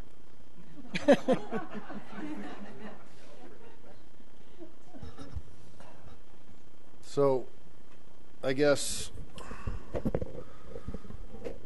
see here, our next meeting is the 19th is a study session, and then we have the 26th is the housing study, which is a regular meeting. July 3rd is canceled. So the idea is you need to put together criteria. I mean, we need to have public hearings, and there needs, in my opinion, I mean, if this is something, and I know there's this urgency to do it quick, but I'm sorry, when you're looking at doing something like this, you have a lot of stakeholders that you need to hear from. And I go back to the Rooney Valley Master Plan. I mean, 4 meetings, and then the 5 folks up here wanting to send it to a vote of the people, but yet you're willing just to say, yeah, we're just going to put a pause. Mr. Cox. What I was trying to get across is that with any proposal of significance, the normal process is to have a discussion on the agenda, scheduled on the agenda, as to whether that's something the council wants to pursue. And then there's a decision about whether to pursue it by directing staff and so on. So there has to be a decision made as to whether this is something that you want to proceed with. Deciding tonight not to vote for it does not mean it cannot be pursued through that normal course. I'm just saying that we didn't have the agenda item. We didn't have anything for the public to know about. Mm-hmm. There aren't many people here. The idea would be a direction to direct staff to do a study session to start to talk about all the different things involved within whatever steps you think are necessary to the process. Yeah, that would be the direction staff would want. Watson. Well, and if you wanted to go in front of the Planning Commission and get their feedback, the next meeting would be July 19th. They meet on the 3rd Wednesday of the month, so that would be July 19th. Well, I mean, that would go with the flow of everything, because if we're going to have a study session and people want to go to their ward meetings, and I mean, everything that we've heard from the folks up here.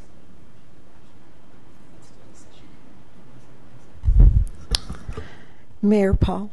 Yes, ma'am.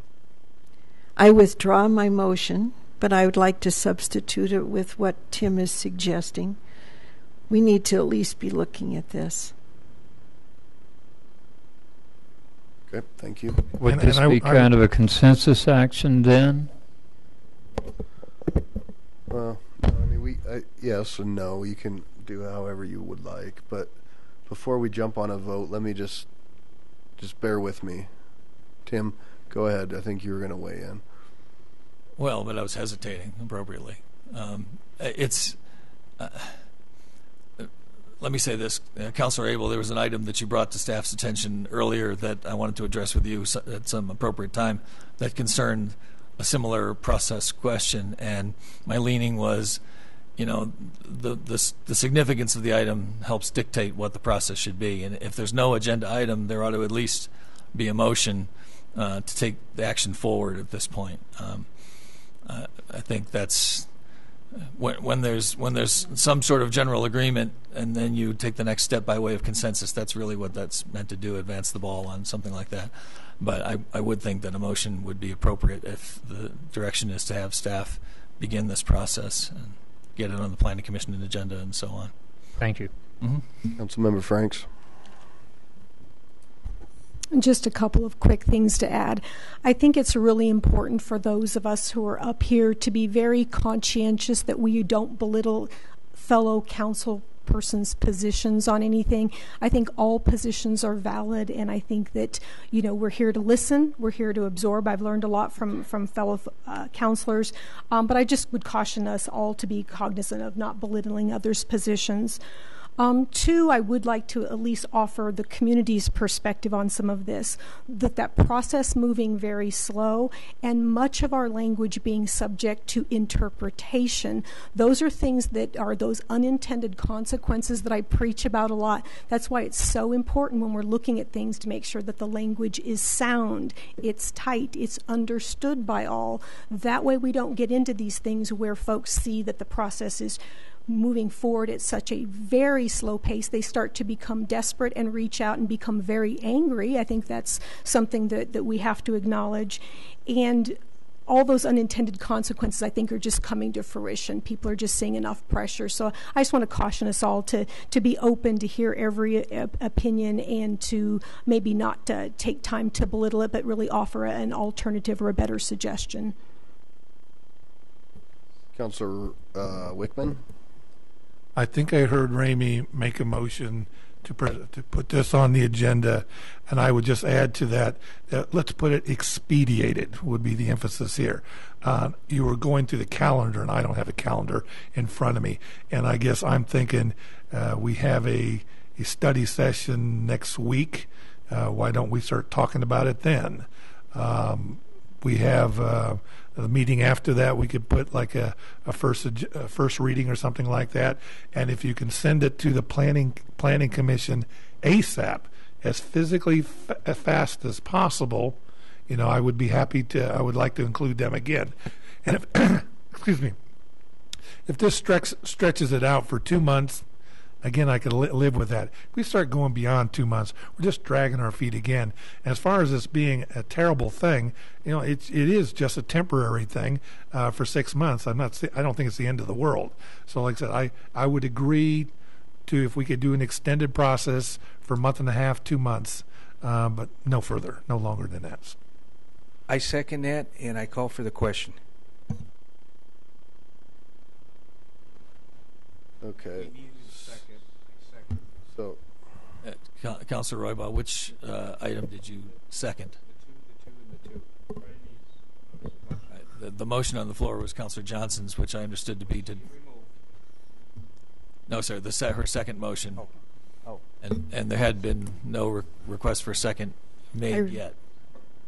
I believe I removed the first motion and went with what Councilor Weichman had suggested. Which then I second, and then now I call for the question. Okay. It had not been seconded before. It had not been seconded before, and what I heard Councilor Wickman say just now was not exactly the same as what had been proposed earlier in terms of timing. You've offered a little bit more flexibility in terms of timing, so I'm not entirely sure what the proposal is now on the floor. Your original suggestion, Councilor, was... I'm not looking at my calendar. I know you threw out a planning commission date and stuff like that. Are there things we can make on the calendar, make it work, not like we'll get around to it when we've got an empty spot. I'm saying readjust the calendar to make these things happen within a month and a half to 2. Okay, so... Is that possible? Well, and originally I started out this conversation with, we have a housing study update, which is pretty expansive on June 26th. That's a study session. And that is really meant to be informative for this council to be able to look at a decision going forward to better understand. We just heard tonight from some folks who don't know what we have in the queue, what we don't. That's what that intent was. And then July 17th, we were trying to go through a lot of this heavy-duty stuff. I mean, this is going to take us a while. But we still have Planning Commission potentially at the end of July. What's on the schedule for June 19th? June 19th is the sustainability plan update. Okay, well, I think this ought to take precedence. I was like, put that on to June 19th. Well, I don't think we're going to direct staff in that by one council member, but I think that would be my motion. Point of order: the motion's been called. So this is a mess, and to say that we're going to ask staff to prepare a moratorium conversation by next week, next Monday night. The question's been called. So, I know there's still questions. Question's been called. Seconded.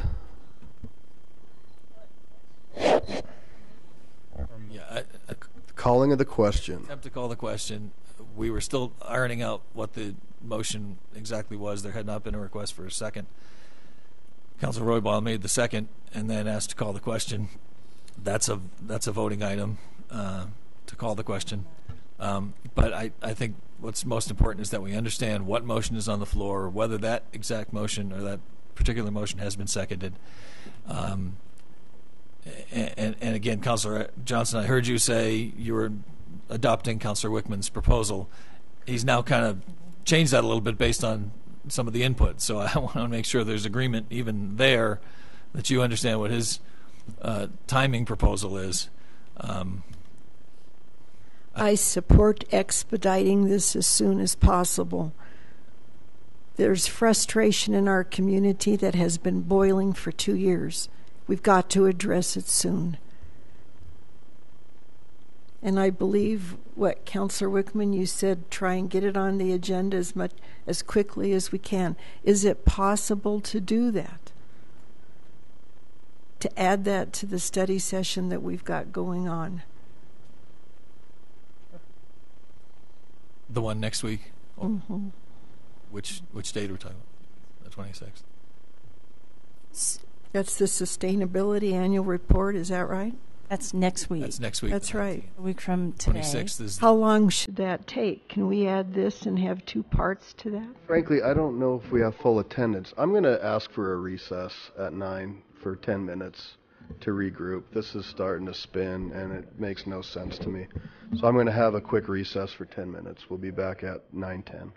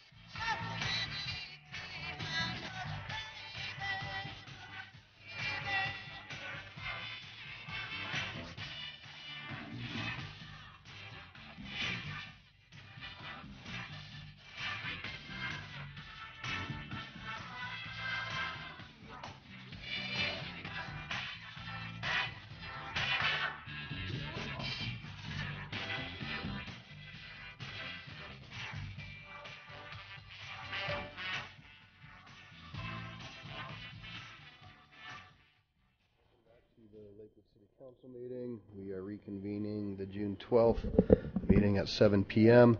We left off with a motion and a second, and actually we left off on a motion and a second, then a motion to call the question.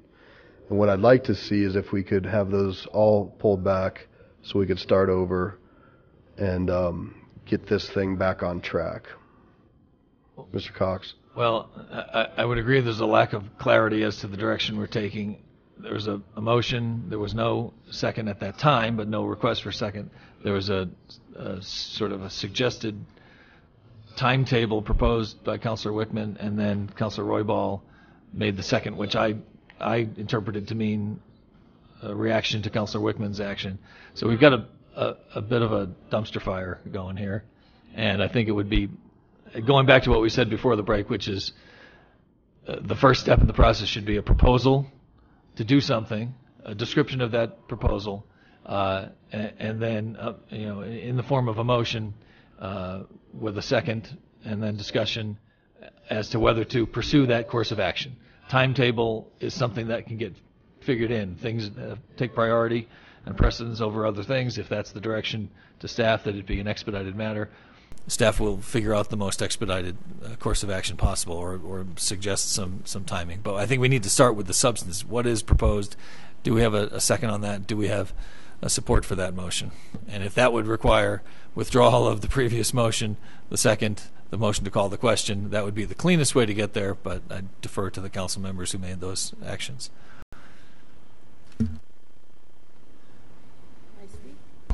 I'm lost. As I understood it, the motion that's on the table is Councilor Johnson saying, I'll withdraw my original motion, which was to vote on whether to have a moratorium tonight.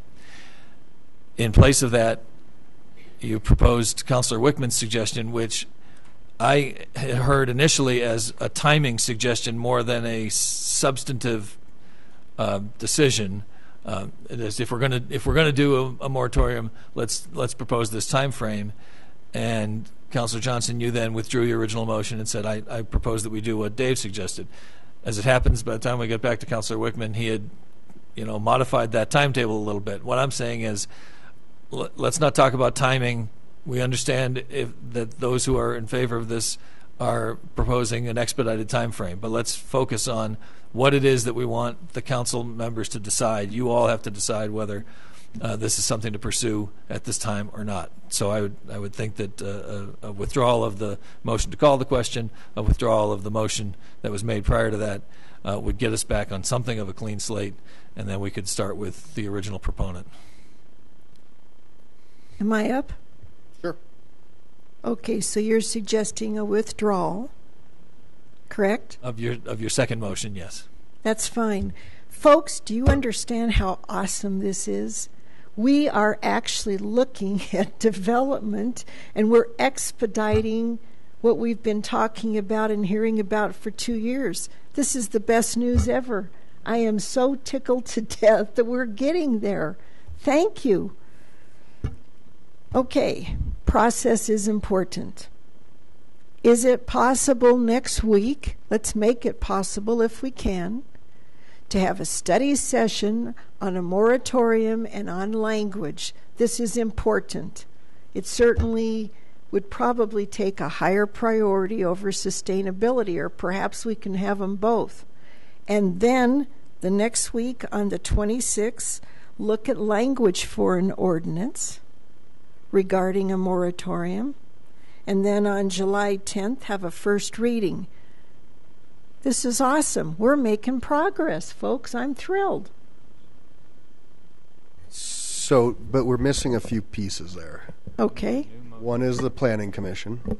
Okay, let's see what we can do to get the Planning Commission The other included. part is the new adoption that this council directed to make sure that we have at least 2 weeks worth of information in the bucket.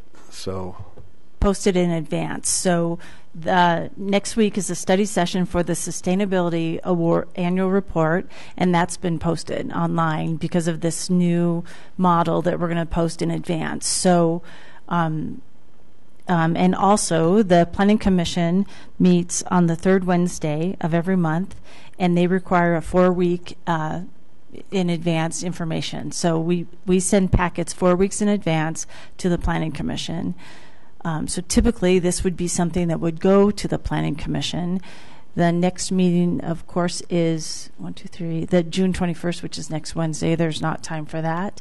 And if we went to July 19th, I don't know that we'll have the information ready in the next week to send to Planning Commission. So that just needs to be reconciled. The meeting after that is August 16th as it relates to a Planning Commission meeting. So that's pushing us out. Just out of curiosity, is it possible for the Planning Commission to join us next Monday at the study session? Yeah, I think the problem was that meeting has been posted with what it's going to be, and to add a joint meeting with the Planning Commission, for example, or a joint study session doesn't give much time for either the Commission or the public to be part of that. Gives a week, doesn't it? We've done things with less notice. Okay. Okay, so here's another option. We could scrap the July 17th issues, which was the parking limits and ratios, residential cap, multifamily height limits, because this was going to be a ton of work for staff to come with a bunch of different information and changes. Scrap that and turn that one into a moratorium discussion. And that gives staff plenty of time to try to get that figured out. So that would be July 17th, the moratorium discussion in depth. And that could be a joint, well, I don't know if that could be a joint, but that could go to the Planning Commission then on the night. Now it would still have to go in August.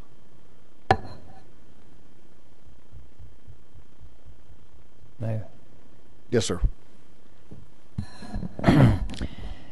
I understand the attorney's position on the Planning Commission and land use matters. This would seem to me to be more of a policy issue. And I'm looking at the charter here. I'm not sure that, although I would like to go through the Planning Commission with just about anything we do that involves the future of our land use, it doesn't strike me that the policy issue we're talking about has the direct land use requirement that requires the Planning Commission. But I will defer to the to our attorney on that. In fact, I had just been suggesting to staff that there's probably discretion for the council as to whether the item goes to the Planning Commission. It doesn't fit neatly into the basket of land use matters like other items do. And as to your own comment, I think the Planning Commission's input on something like this is helpful, is advisable. But I do think that it's not a mandatory process. We don't have a rule book for moratoria that say you have to go to the Planning Commission. So it would seem that it would be within council's discretion to decide not to include that in the process. But if I could just back up to where we started this after the break, we fell into the discussion of timing again, and I think we need to cover that, but only after we've established that there's a directive to proceed with this matter. So, Councilor, if you wanted to restate your general proposition as a motion, and we get a second, we have some discussion as to whether this body wants to bring to direct staff to schedule and prepare and do all that is necessary to have an expedited discussion on a moratorium. I think that's where we need to begin, and then we can figure out the timing as we go to make it as quick as it possibly can, giving it the attention it needs. Okay, let me make a motion. Hold up. Council President Roy Ball needs I would like to withdraw calling the question, and I would also like to withdraw my second on the previous motion. And Councilor, you had withdrawn your previous motion, I think. Correct. So we're back to the clean slate, and you're about to give us another motion. Are you having fun yet, guys? No. Okay, help me through this to make sure we get it right. I'd like to make a motion to direct staff to expedite discussion on an ordinance regarding a moratorium, a short-term moratorium regarding high-density, high-profile development. Two questions. Are we back to the 6 months, or are we considering a different time frame? The original motion 6 months, I think, is And by the time this gets acted on, it'll be beyond November, frankly. Second question, you said high density, high profile. Is it limited to residential, or is it all high density, high profile development? Why don't we just say include multifamily? Not to include commercial. What? If, with all due respect, if you agree to direct staff to bring this to a study session, that's really you can tell us moratorium, 6 months, multifamily, or give us those bones that we can put together for you, and then through your conversation at the study session and including the public's comments during the public hearings, then it starts to develop into exactly what that is. So if you want to make it broad with a 6 month moratorium to address or whatever that is, then during the study session is when you start to mold that through the conversation and listening to the public. Is my motion adequate for that? Yes, for that. I'll second that. Okay, could you clarify the motion, please? Yeah. I made a motion to direct staff to expedite discussion on a moratorium ordinance. Correct? For 6 months. Residential. Yeah. Residential. Do you have that, please? Clerk, does everybody have that? No. You have it? Well, let's be clear so we don't go back to where we were. And I agree with the city manager that it can be general. If it's residential, that sounds like all residential. If it's high density, high profile, that's a category of residential. We're getting more specific, but I don't think the goal was to put a moratorium on all residential development. No. Okay. So high density, high profile, direction to staff to prepare. Expedite discussion of a moratorium ordinance of 6 months duration on high density, high profile residential development. Is that? I know. That's okay with the seconder? Yes. So there's a second that. Motion and a second. Are there questions, comments? I have a bunch. I'm going to clear the board because I don't know where these are from. Hold on. All right. Relight up if you want to speak to this. Councilor Gutwein. Okay. Thank you. So I guess I have a lot of questions, but I think as we're talking about this, I'm just thinking about the parking issue that we just faced, where first we had some people who were impacted because students were parking in their streets, and then we responded and put signs up, and then after that, then the students, and those families were impacted, and they hadn't been involved in those initial conversations, and so we ended up having some kind of unintended consequences, and that's on such a more I don't want to just a smaller issue than this is going to be. So I just want to make sure that as we're considering this, and I am definitely open to considering everything, that we have enough thought and care and time put into this. So I was wondering a couple things.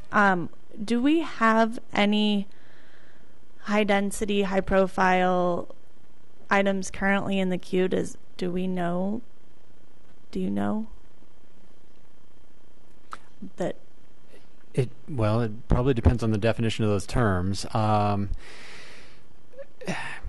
We probably have some apartment structures or condo structures in the development profile right now. I can think of a couple. And then could anyone give me some kind of perspective on how other cities have formulated the kind of precision moratoriums that we were talking about, Denver, they didn't have a blanket. They had a very fine-tuned. So I believe the moratorium in Denver was specific to a certain type of row house. So they were having problem with row houses turned 90 degrees to the street. So they had a moratorium on that specific housing type while they wrote an ordinance about it. And I guess, how long of a process did they go through to figure out that they needed to just address that specific housing type? I'm not sure the process they went through. I guess the reason that I'm asking is that, I think if we're going to do a moratorium and we need to be very specific about exactly what this would be impacting. And even right now, high profile, high density, that definitely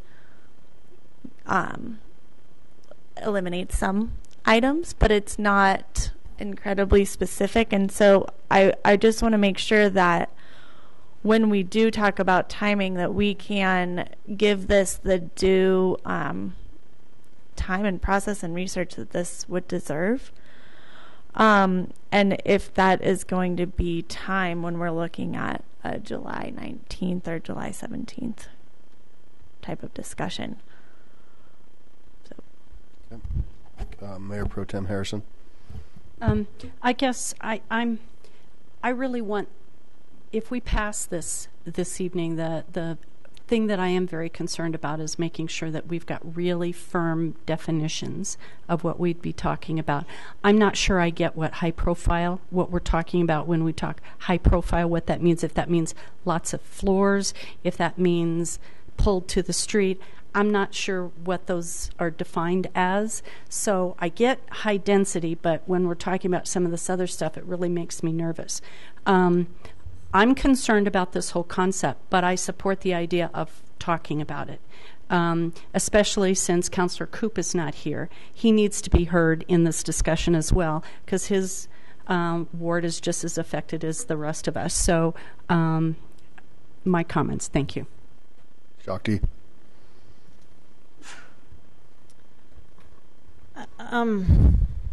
At some level, I'm happy to discuss anything. At another level, I think we have very limited time and a lot of important issues. And so if we spend a lot of time talking about something that seems to me like a ham-fisted approach, we haven't been talking about the things that feel to me like we're more likely to agree on and are more likely to actually address the problems. So that's why I don't think it makes sense to move forward with this. Councilor Abel.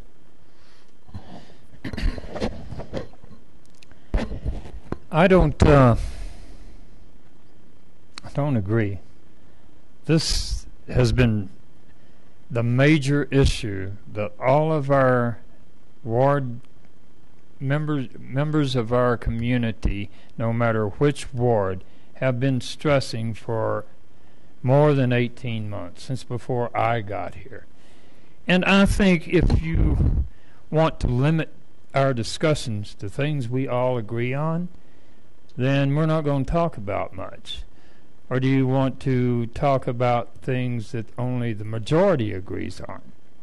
I just don't understand where that comment came from. So I think it's a worthy topic. I think that we're setting some very careful and cautious parameters, and it is certainly what's on the mind of many of our community members. So I would be more than happy to have this discussion at length. Thank you. Okay, I will not be supporting this, and I think I said a couple reasons why. Process for sure, timing, vagueness, but I would rather, have staff start working on the more what we've heard about are the symptoms of density, rather than just saying, well, we're going to debate whether we should shut it down or not. Even if we shut it down, you're still having things being built. I'd rather have us focus with the community on what we've really heard from them, and that's parking limits, ratios, residential cap, multifamily, heights, setbacks, sustainability standards, design standards. Everything that we really have heard, I'd rather see us go in that direction and start to really make meaningful change, long-lasting change. These are going to be big issues if we tackle them, and I think that it will lead towards better development, so I will not be in favor of this motion. Councilor Wickman. I just want to respond to what you just said there. I think we're looking at doing both. We're going to do the moratorium right now, and then with the time that we've given ourselves, then we're going to address all those issues that you just mentioned at length. But the point is, if we don't have the moratorium, in the meantime, like I say, the bulldozers are running. So we're going to do both with this motion. All right. Councilor Vincent. I just want to make sure, I guess to Councilor Wickman's point, that if we talk about the moratorium, that we've also got the other things on the agenda so those don't get pushed out till whenever. So certainly, but we only have so much bandwidth. I'm not sure folks understand. Public hearings there's a lot of things. If we decide to change that list that I just mentioned, that's a lot to it. That's really starting to pull apart our zoning and comp plan. So, I think that's more meaningful and more impactful than spending our time on a moratorium that we don't even know what it could stop or what it will stop. Oh, sorry. Yep. So, Councilor Gutwein. I'm wondering if we are to look at the questions that you proposed, and after that discussion, if we are able to come up with meaningful action forward that addresses these concerns, like height restrictions, setbacks, density, design standards, all of that stuff, so that we are seeing and fine-tuning what is going to come down the pipe if this is even necessary to talk about a moratorium. So I would like to say that we should discuss whether or not to do a moratorium after we have that discussion that is already planned. I don't know. I think that if we just sidetrack all of the work that we've put into, and all the input that we've gained already on the comp plan, and just, speed this process through to do a moratorium, then I'm just not sure that we're going to be serving our community in the best way. So I would like to consider having a moratorium after that discussion. There's a motion and a second, and it's up to that maker to accept that or not. I do not. A motion and a second. So let's just go ahead and vote unless you have a comment. Okay, so a yes vote would be to proceed with the moratorium, and then we'll have to figure out the timing, moratorium language, sorry. And a no vote would be to not do that, so please cast your votes. Sorry. Now they should be going. All right, and that motion passes with 6 yes, 4 no's, the no's being Paul, Gutwein, Harrison, and Shakti. So now the next step is the process for how to move forward with this.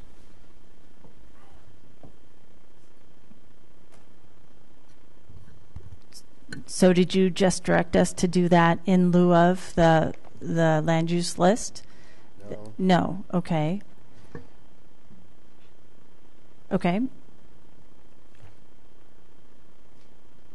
Yes, ma'am. So I'm just curious, when do you want to, what's the time frame for you to start putting together what this would look like. Well, there are several implications that we just need to consider, some of which are budget implications.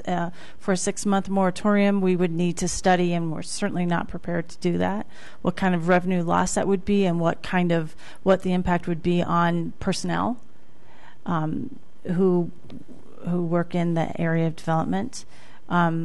We need some time to post this meeting, and typically we do a 2-week. So let's see, the next study session is July 17th, when we had intended to do that other list of land use. So you're saying that's not soon enough? No, that's fine. I guess, though, we need to look at, we're not going to have a study session that night on a moratorium and that list of 10 different things. Right. Okay. I mean, so I don't know how unless we want to be here for 10 hours.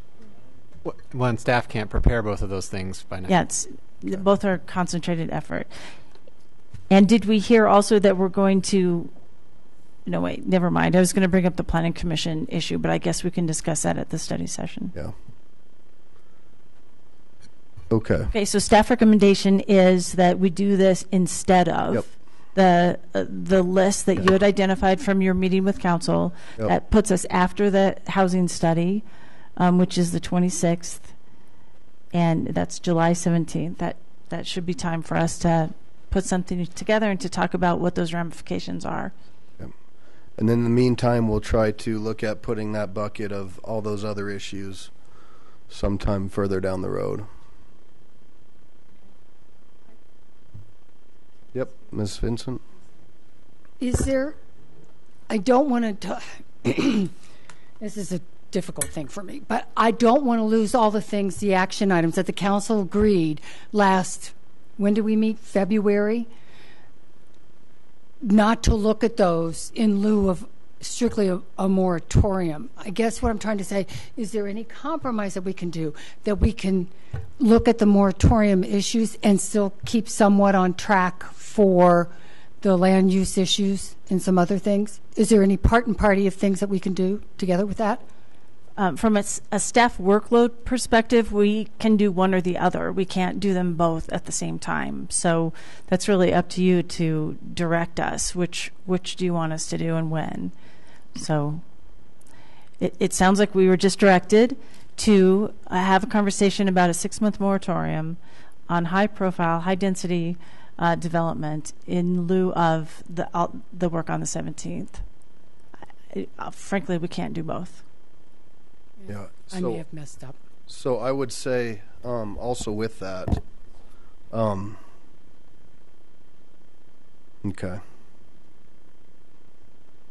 Let me see here. So we have July.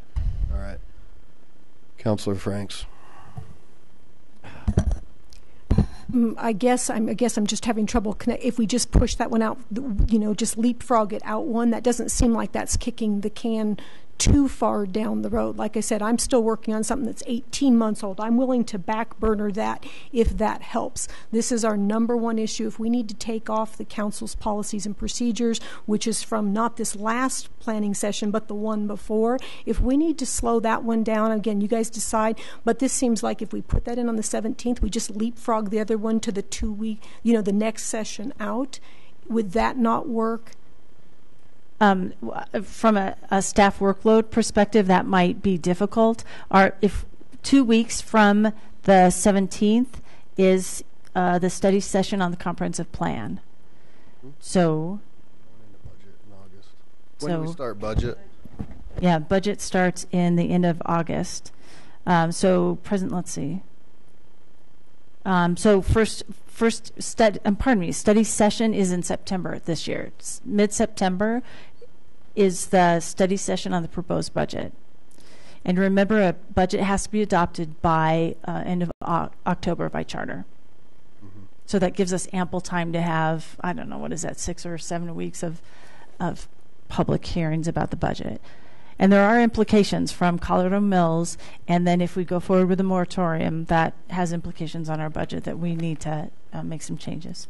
Can I ask a question? What's the focus of the comprehensive plan? What is the action that's...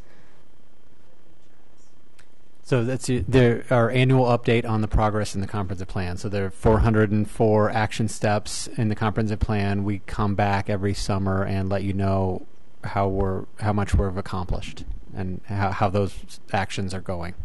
Absolutely. And I'm not saying that that's not a priority, but that would not even rise up on my radar screen at this particular point. I don't know if everyone else agrees with me, but again, density is the thing that if you're wondering how many phone calls, emails, texts, in-person visits, it's all around the density. So, Councillor Franks, we are talking about the conversation on the moratorium on the 17th. Right, but we were talking about how we might have to bump something in order to get keep fast track. The list of land. That list of land things. And I'm saying in my personal purview, the update on the comprehensive plan does not outrank the moving forward on the issues that Mayor Paul outlined. Can I suggest that staff go back and look at this, understanding the importance, and we also have to look at staff availability and those kind of things, and staff workload. So if every study session is focused on planning staff, it's easier from a workload distribution if we put a public works in there and do like a transportation, which is still very important, but it gives planning staff a chance to work whatever the next topic is. And now we're posting 2 weeks in advance, so there's kind of that adjustment too. So please allow us to go back and kind of work this, understanding that you want to do both the conversation on the moratorium, as well as you don't want to lose this list of land use concerns that you identified with the conversations with the mayor. Councilor Abel. I agree with both Councilor Vincent and Councilor Franks. To Councilor Vincent's comments, the discussions about the effects of density are part and parcel of this larger discussion that would include a moratorium. While the comprehensive plan is important, I think that these issues have priority over a review of where we are, what steps we have taken in the last few months. I have confidence in staff to know that they will be working on that they will be acting to keep our comprehensive plan in front of us, and that we are taking care of the steps it requires. So simple confirmation of yes, we're doing that, I think takes a back seat to the importance of these land use issues that are on everyone's lips in our community. I mean, from folks who are opposed to more density to folks who want to see more density. So it is, I think it's the topic of the moment, as well as the ancillary effects that Ms. Vincent spoke to. Councilor Wickman. I just want to second what everybody's been saying about it should be a higher priority. I'm looking at the calendar, and June 19th looks to me our workshop is just the Sustainability Annual Report. I think we all agree that this is a higher priority.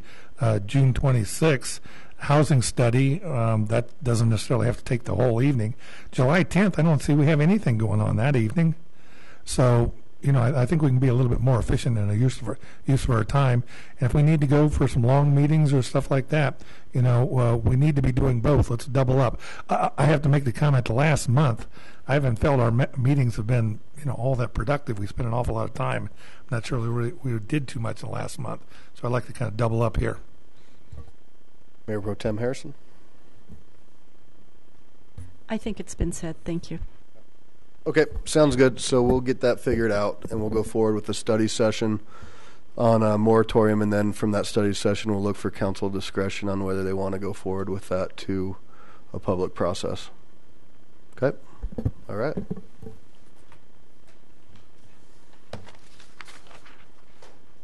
So, general business, let's see, executive report, nothing.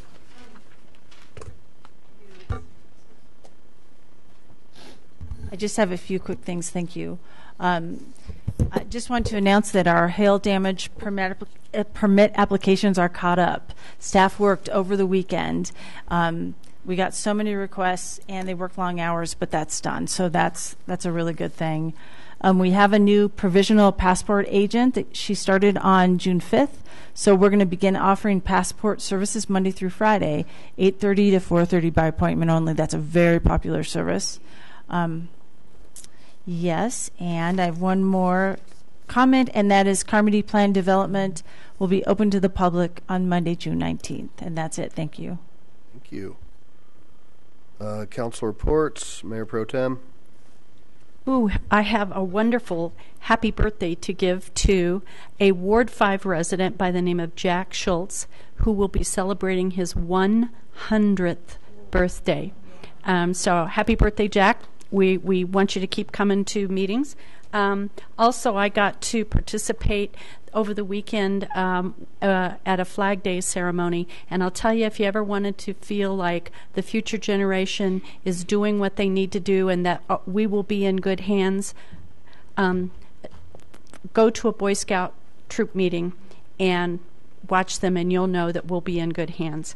And finally, talking about youth coming, I also got to attend the graduation of the Lakewood Youth Police Academy, and that was really great too, to see I think about 12 or 15 young people. That phenomenal. I'll tell you, we are lucky to have these youth in our community and involved as they are, so we're going to be in good hands. Thank you. Great stuff. Council President? No report. Shakti? No report. Amy? I'd just like to thank the folks that came to talk about EMPs. That's actually a big deal. And this last week in the Wall Street Journal, there was an article regarding North Korea and the potential of an EMP. If you read the book 1 second after, although it's fiction, it gives you a flavor of what could happen. Thank you. Councilor Abel? I'd like to echo what Councilor Harrison said about the Lakewood Police Youth Academy continuation. And it wasn't, what impressed me was twofold. The youngsters who gave up their summertime in order to find out what, and dip their feet into what law enforcement would be like. But the most rewarding thing was seeing the smiles on the face of our officers who dedicate their time, and they've done this for, I believe, 13 years now. And they are they're very good at relating to these kids, and they seem to enjoy it a great deal.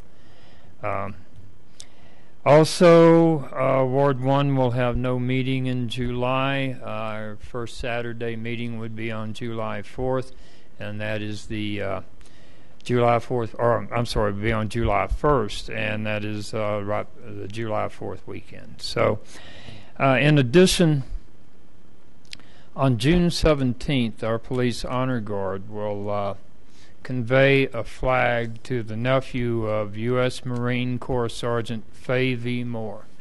Sergeant Moore was lost in November 1943 in the Pacific Theater. His remains were uncovered in just a few years ago, I believe sometime around 2012, 2013. He was identified through DNA. While he was not a resident of Lakewood, his nephew, his only surviving relative, his nephew Larry Denton of Lakewood, will be presented a flag in the sergeant's memory at Lakewood High School at 1 p.m. on Saturday at the memorial for World War II veterans that lost their lives from Lakewood. So if you can turn out and honor the memory of Sergeant Moore, I'm sure it would be appreciated by all of our veterans. Thank you. Great. Councilor Vincent? Just a couple of quick things. The Ward 2 meeting is this Wednesday at 1580 Teller, 7:30 a.m.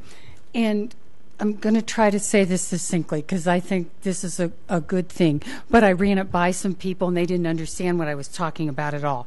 So I'm going to say this. So We had a Colfax plan, and then somebody took the risk to redevelop JCRS Lamar Station Plaza.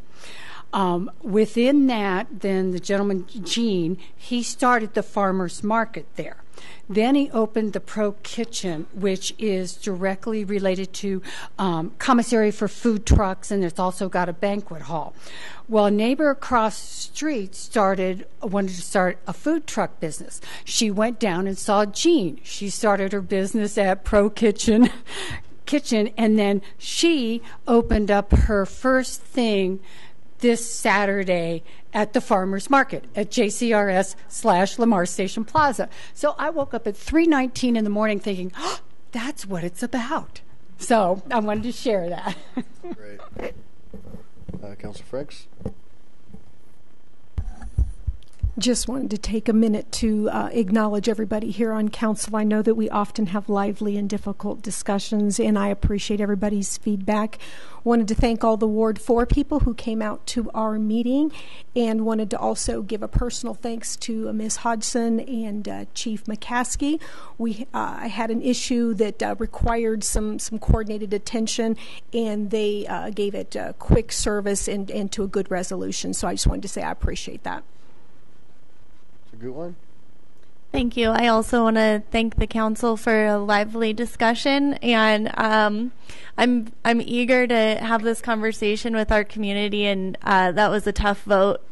So looking forward to the discussions that will come after this with everybody. Also, just wanted to say, unfortunately, had the experience of having to call our first responders this week, and every second counts, and it was amazing the response that we got. So I feel really thankful that we have a service that we can rely on and gets there quickly, and can take care of all of us here in Lakewood. So thank you. Councilor Wickman? Report. All right. Michelle? Anybody else?